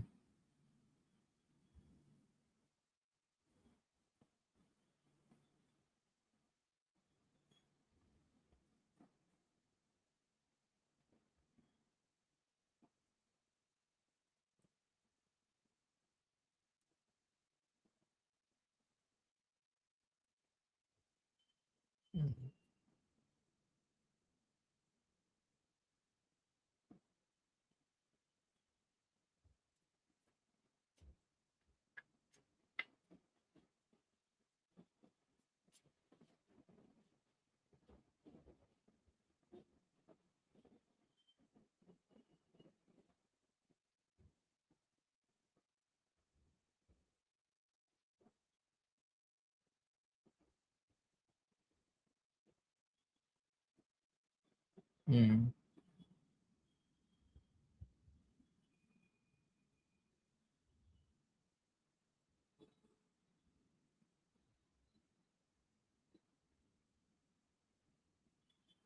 Hmm.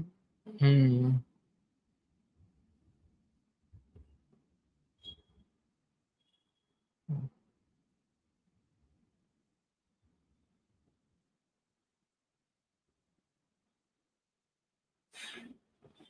Hmm.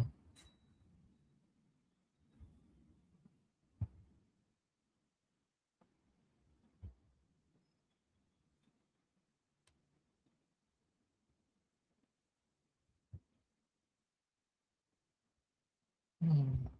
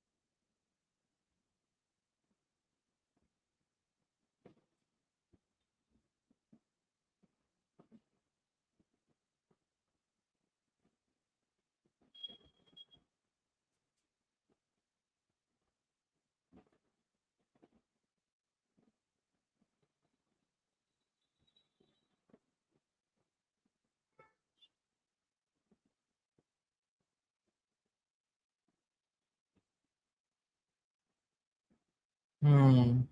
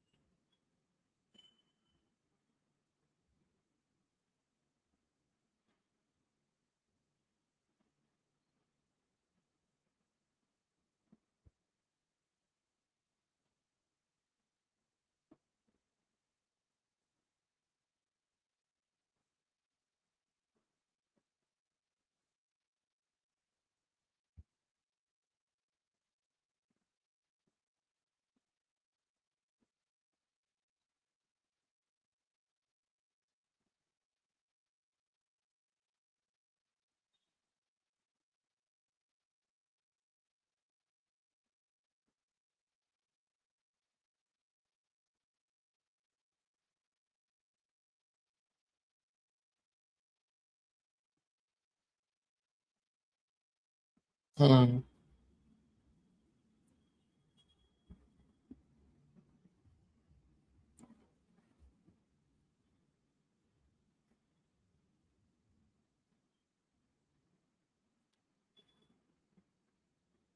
April 2026.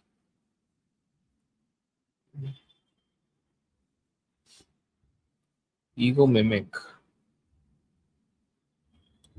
ego verse, and egocentric dataset for modeling around the world.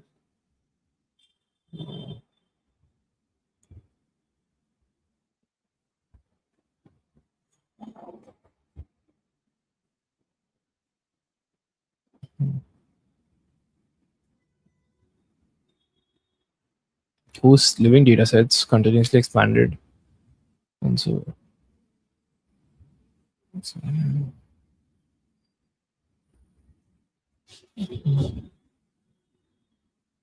hmm. Ego verse is this only now. The paper that you're reading. This is a very recent paper, 8th April 2026.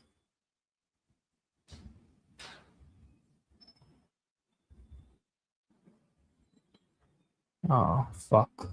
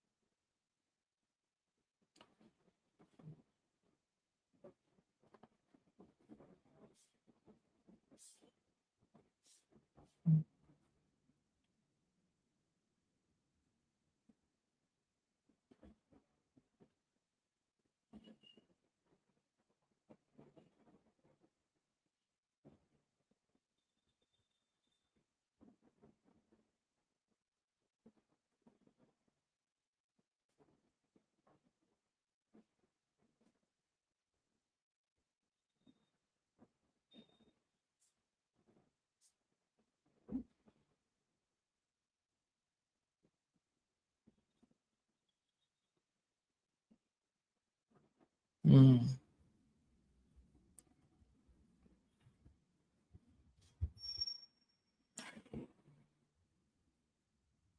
Okay.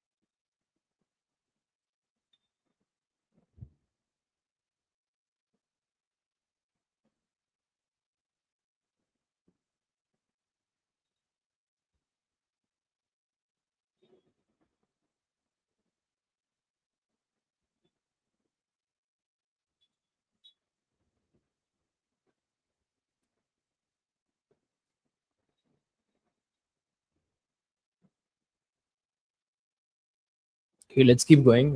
Let's try to complete this today. Um, I feel like I'm getting a good hang of everything, and this paper has been so good so far. Where even the people who've worked on this particular paper, first of all, this is a pretty recent paper. It's not one of the older papers. It's just released last month or this month, and it talks about all the things that are there, and even the references of this paper is amazing. And I feel like this is would be the state of the art at this point. And they've done a lot of work, especially in collecting the data sets and everything as well. So that's good. That's actually a good point.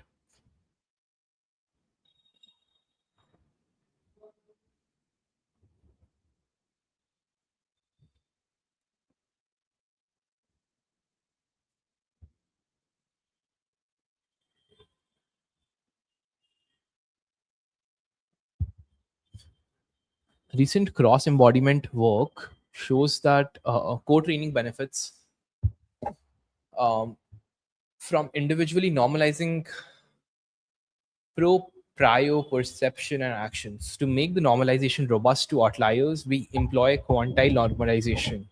We map the first and the 99th percentile of the feature distribution to the range -1 to 1, following this two papers for a feature tensor x.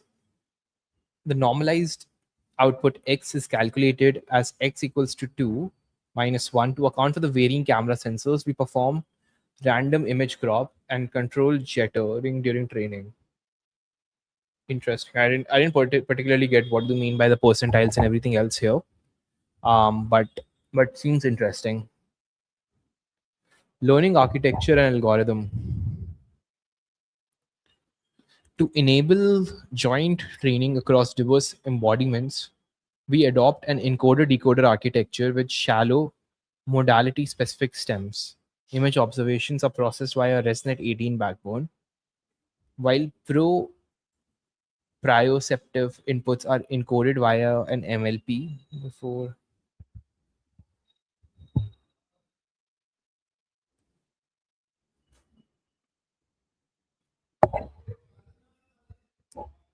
image observations are then processed via ResNet 18 backbone, while proprioceptive inputs are encoded with an MLP, multi-layer perceptron, before being tokenized into a shared space via learned query attention. A shared vision stem is processed. A shared vision stem processes egocentric RGB observations from both human and robot embodiments, while separate stems handle robot specific wrist cameras and perception. The resulting tokens are concatenated and passed together with a set of learnable tokens through a shared transformer encoder. These learnable tokens attend to the multimodal inputs to extract task relevant features and conditions to action decoders.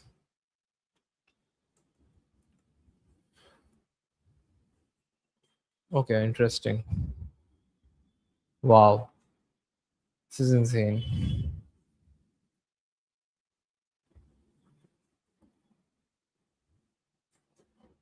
So they made it all open source. Ah, this is pretty good.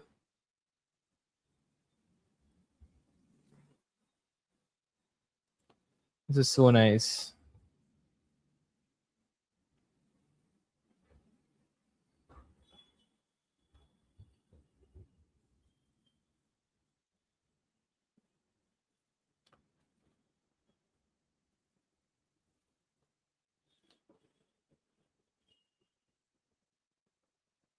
Hmm.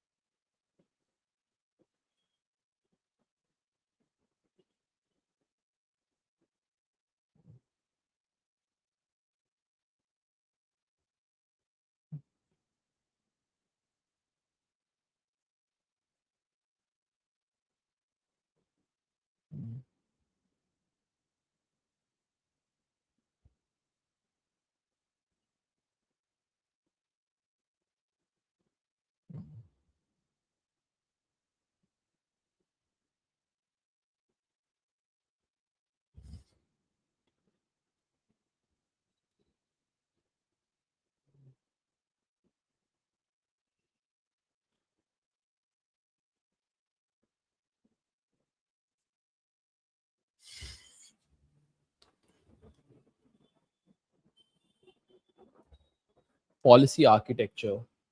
Okay, so this is it talking about specifically on the training part of the model. To enable the joint training across diverse embodiments, we adopt an encoder-decoder architecture with shallow, modality-specific stems.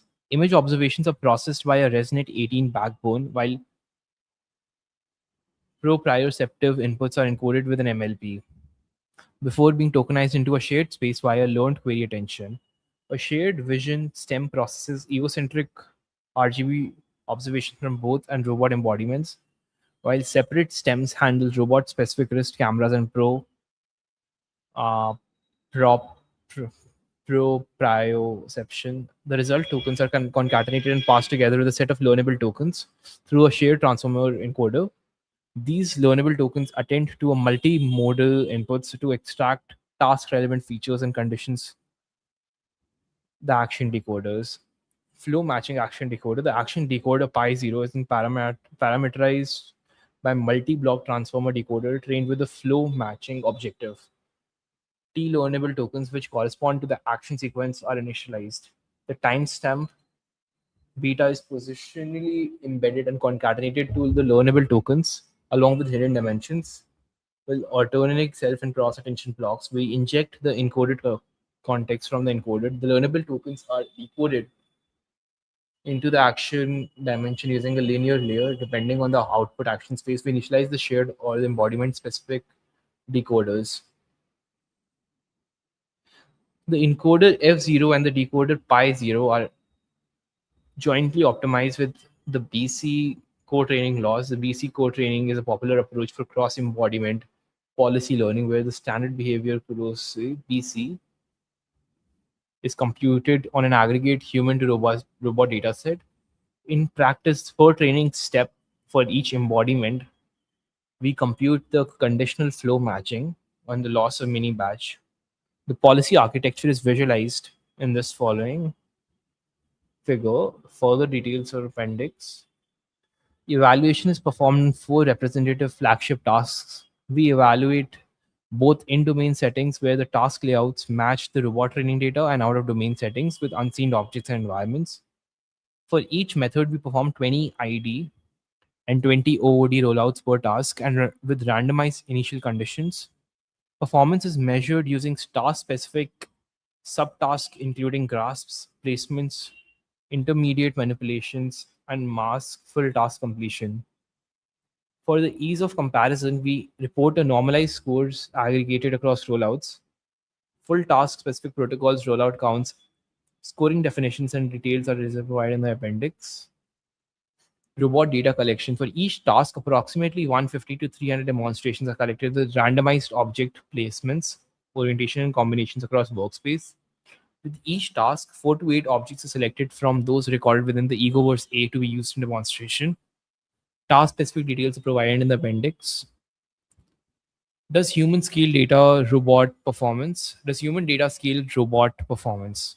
We will investigate whether human egocentric data can reliably improve robot learning and if performance scales as data volume improves. Rather than optimizing for a single system, we test reproducibility across multiple robots, labs, and three flagship tasks.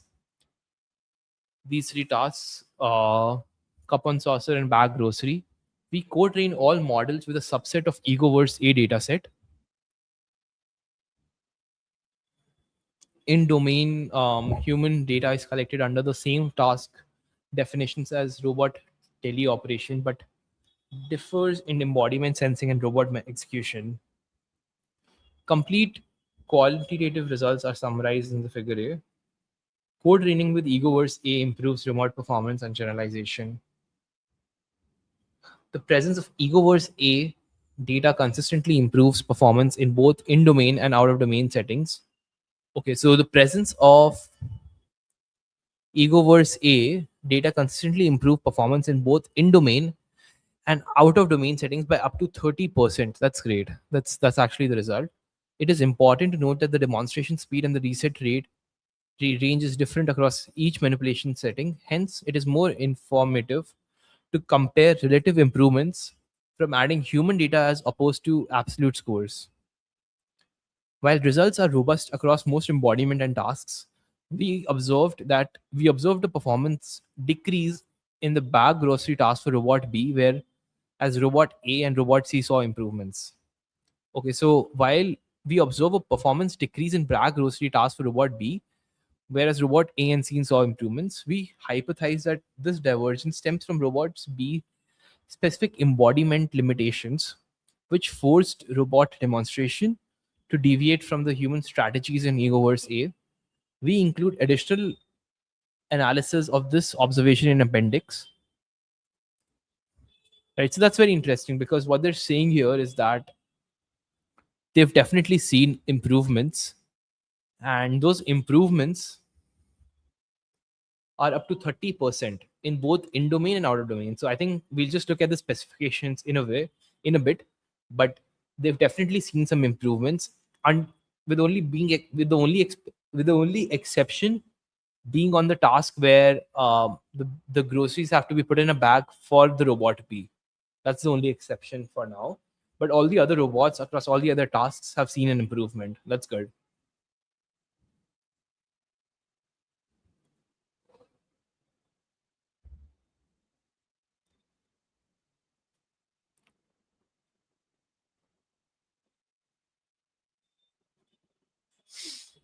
Domain aligned data enables transfer from diverse data. We additionally study the robot performance scales. Okay, so this is the result. What is this? Task performance. So I think this is the percentage of things that's being converted. EV, ego versus A, and aligned human data. That's ID. A small amount of aligned human data anchors learning and allows performance to improve diverse human data. Okay, so ID of 2 hours, EV of 8 hours, robot only. Fold clothes, bag grocery.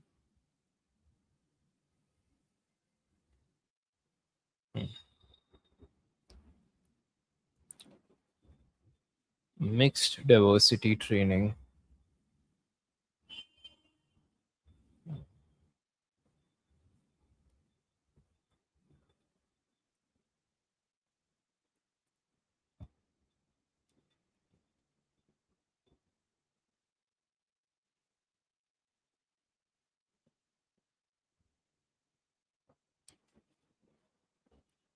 Diverse human task data for each task from Egoverse A.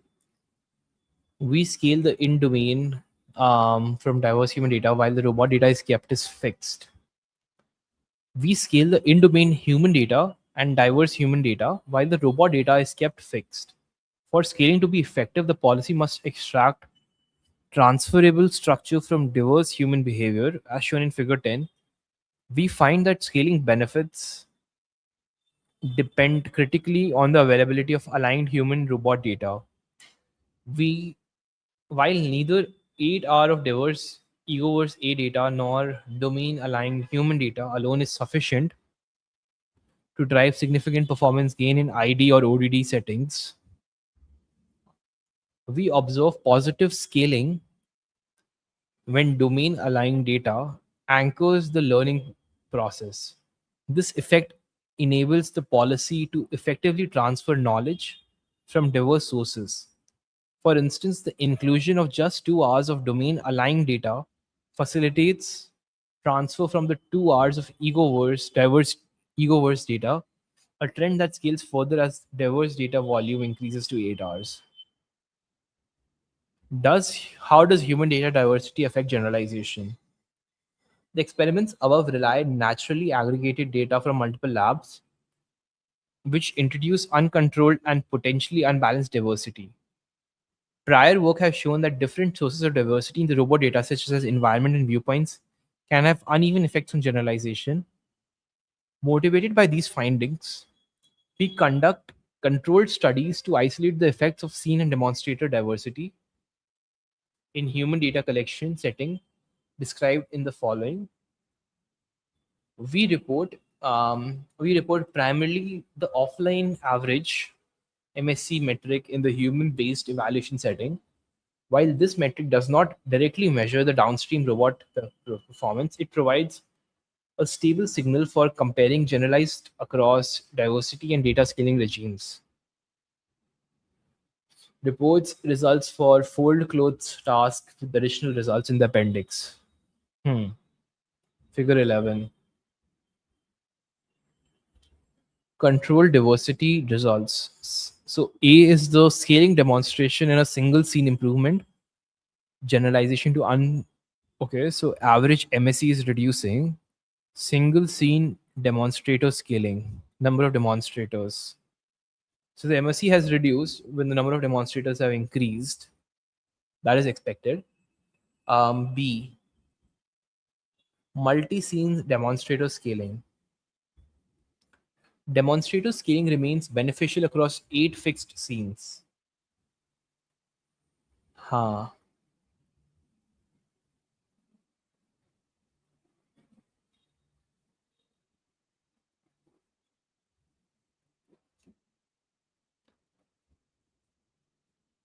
Jointly scaling and demonstrated diversity, increased scene diversity improves generalization to uneven scenes across data budgets with strongest gains under limited data. Hmm.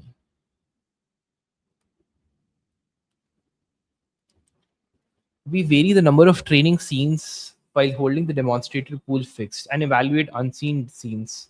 As shown in figure 11D, the generalization performance improves as the scene diversity increases across data budgets. Once data quantity reaches a moderate level, increasing data density yields diminishing results. So that means that it's not following the data law or like the scaling law, so to say. Whereas expanding scene coverage provides measurable gains. That this suggests that beyond a certain scale, environmental diversity plays a more critical role in generalization than additional data collected within individual scenes. Beyond a certain scale, diversity plays a more critical role in generalization. Interesting. Multi-scene interaction effects. While finally we jointly scale scene and demonstrated diversity, reflecting realistic ego-verse data collection. We vary the number of training scenes in 4, 5, 6, 7, 8, and demonstrators in 4, 8 under a fixed 4-hour budget to evaluate the unseen scenes and demonstrators. As shown in figure 11, increasing the scene diversity improves the generalization across both demonstrator budgets, while the marginal benefits for adding additional demonstrators decreases the scene coverage input, which makes sense. Okay. Our study mainly focuses on human and robot co-training. Future work should conduct broader algorithmic exploration, pre-training, and fine-tuning. Moreover, the scene and demonstrated diversity experiments rely exclusively on offline metrics. While these metrics capture generalization across human demonstrators and environments, additional robot rollouts are necessary to determine whether the observed diversity effects translate to improved generalization in robot manipulation.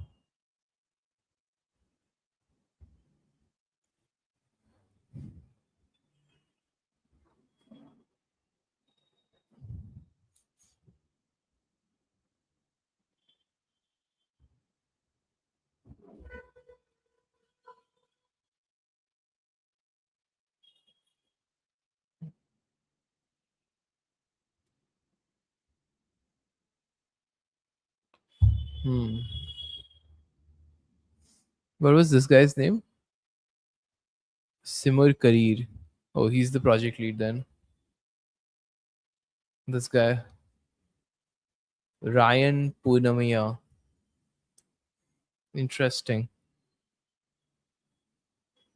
Coordinated major contribution to the project include data collection, pipelines, infrastructure, and cross-team coordination, system development and writing, industry partners, academic PIs. We thank the efforts. Georgia Tech data collections, ETH Zurich industry support. for data contribution, engineering, infrastructure, and collaboration for it. Interesting. Interesting. Very interesting. Very good paper.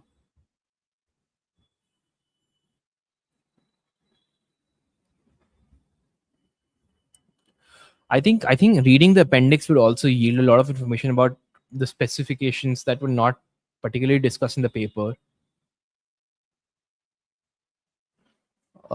Extended discussion, ego was data composition, human data collection setup, data captured hardware detail, ego DB detail, data alignment and post processing, robot data collection setup detail, policy architecture, robot experiment results, latent space visualization. The amount of data contributed for each partner for ego versus summarized in the table this. Table 3. So logistics, cooking, cleaning. Hmm. Ego verse A, ego verse 1, partner B.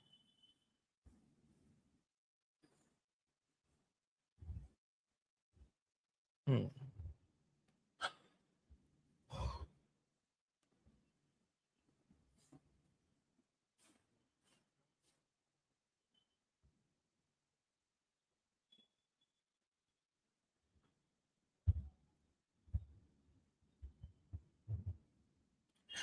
Egoverse A is designed to capture diversity while maintaining controlled task semantics and data quality, scenario, and object diversity. Each flagship task is performed across 8 to 12 unique scenes per lab with 1 to 10 data sets per. I think this is discussed. This is discussed in the paper itself.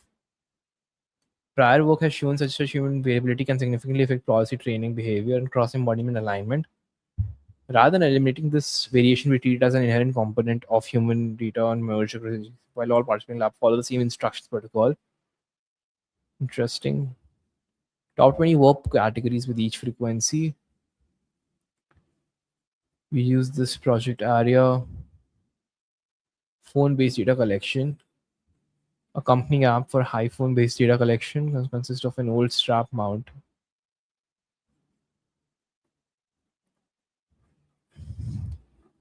EgoDB comprises of four main components: the data collection and uploading, the SQL database, the S3 based automation processing, and Egoverse data collection for training.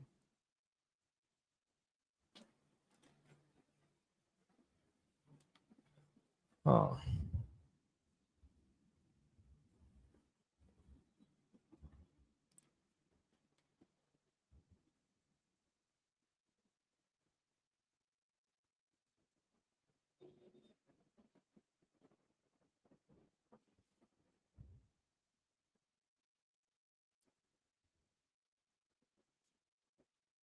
let's look at the results. Let's look at the results once more to see really the patterns that these guys have observed till now. Um, okay. In domain task performance or out of domain task performance, robot only code training, robot only code train, robot only and code train. Okay. So this is just teleoperation and this is with the code training. And there has been some improvements in some performance, but you see this one has degraded, which is robot B. For which task? I think this is object in container. Okay.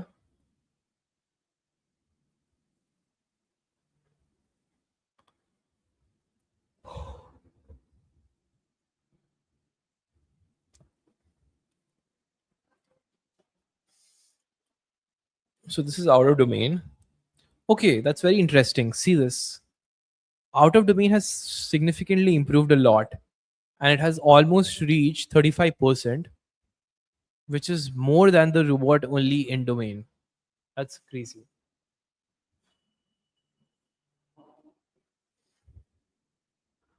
This is 35%. In this case, it's almost 70%. Now the question is, which task is this? Have they mentioned that? Joint training with human-centered data, performance of intro. Yeah, they've not mentioned it, but yeah, so it's these three tasks: cup on saucer and bag grocery. So I think the most difficult one of them would be, I believe, The bag in grocery, but they've also achieved almost 25% or no. So this has been consistently the lowest. Um, the third one, the bag and grocery, which makes sense. What kind of videos are there for bag and grocery? Um,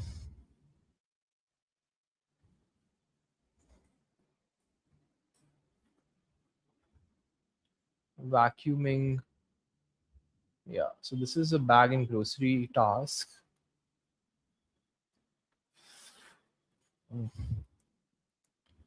Okay. So these are some of the things. Frames 155, lab scale lab, unknown, robot unknown, operator unknown, scale, unpack. Hmm.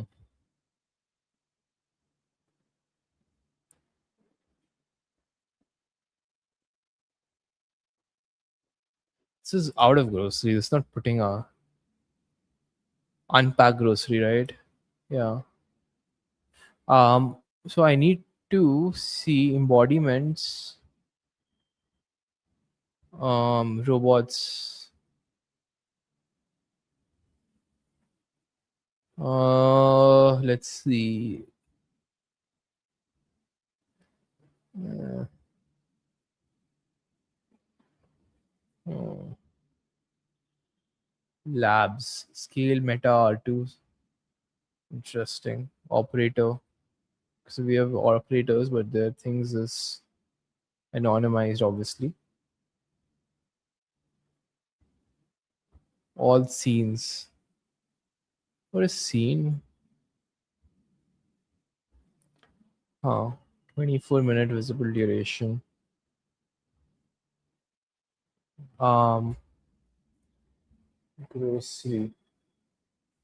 Bragg grocery. Apply.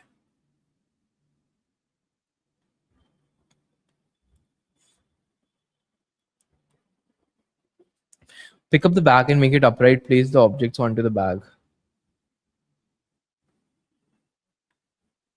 These videos won't come.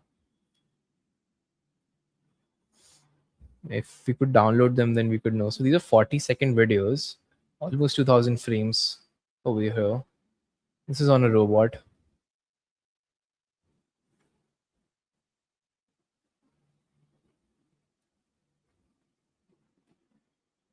Is this teleoperated? Most likely it is teleoperated, right?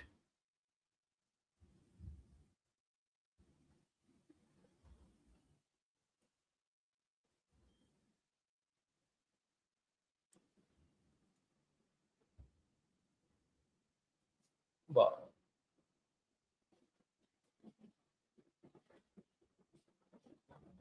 Hmm.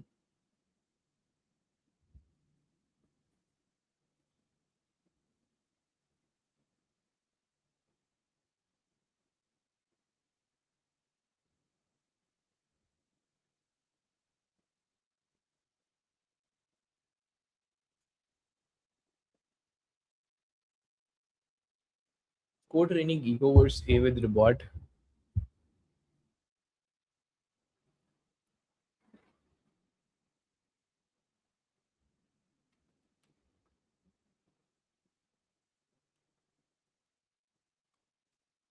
We are, even for these simple tasks, just think about it. Just for these simple tasks of folding clothes, of putting objects in container, the best accuracy right now is just 40%. How far are we from reality of saying that robots are going to be everywhere and robots are the future?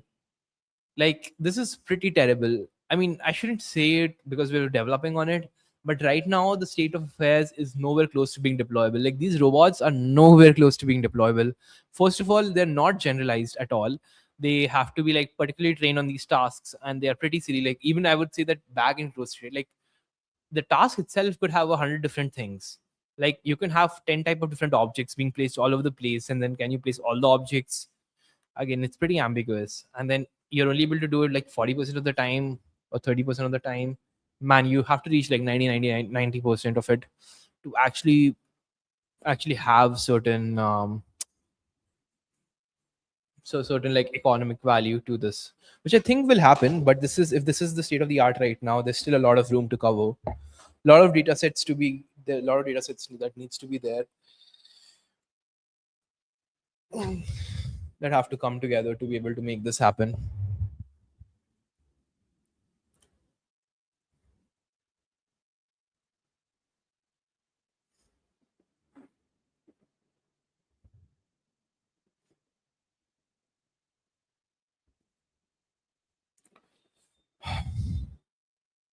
Okay, so let me record um an end summarization of all of this, and then I can end the stream. So yeah, let me go back up. Hi, my name is Bharat Jain, and this is a summary of the paper that I just read right now, which is Egoverse. And the paper attempts to do two primary things. One of the first things is to understand how the data from human collected teleoperators, human operators collecting it in the real world, gets translated into robot being learning those things. What is the result of that? And the second thing is standardizing a metric for future people to collect different data sets. So now how that's being done is that these guys have done an excellent job in collecting a lot of data set across various industry partners from Meta, Scale, and other places. And the main thing that they've observed and they've sort of described in the place is how that data is being collected, what kind of apparatus did they used, and then they didn't just test their data on one particular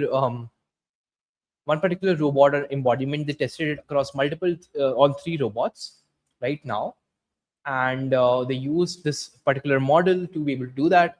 But the results is sort of like, around 30-40%, and they're seeing improvements of up to 30%, if they use like the data set on top of the teleoperated data that is already there, which is pretty interesting. This was a pretty fun and informative paper to read through and understand, and I believe that there's going to be more work from these guys. They're doing amazing, and I'm going to be following and doing it more. They also do have this website, the Egoverse website, where you can see all the different data points that they've collected. And if I remove the filters, we should be able to see all the different data points that's there, for all the tasks that are available. 64,431 videos that are there almost. That is crazy. And this is the sort of visualization of the data set that's available. Yeah, pretty much it. Thanks for watching. And yeah, I'll end the stream here.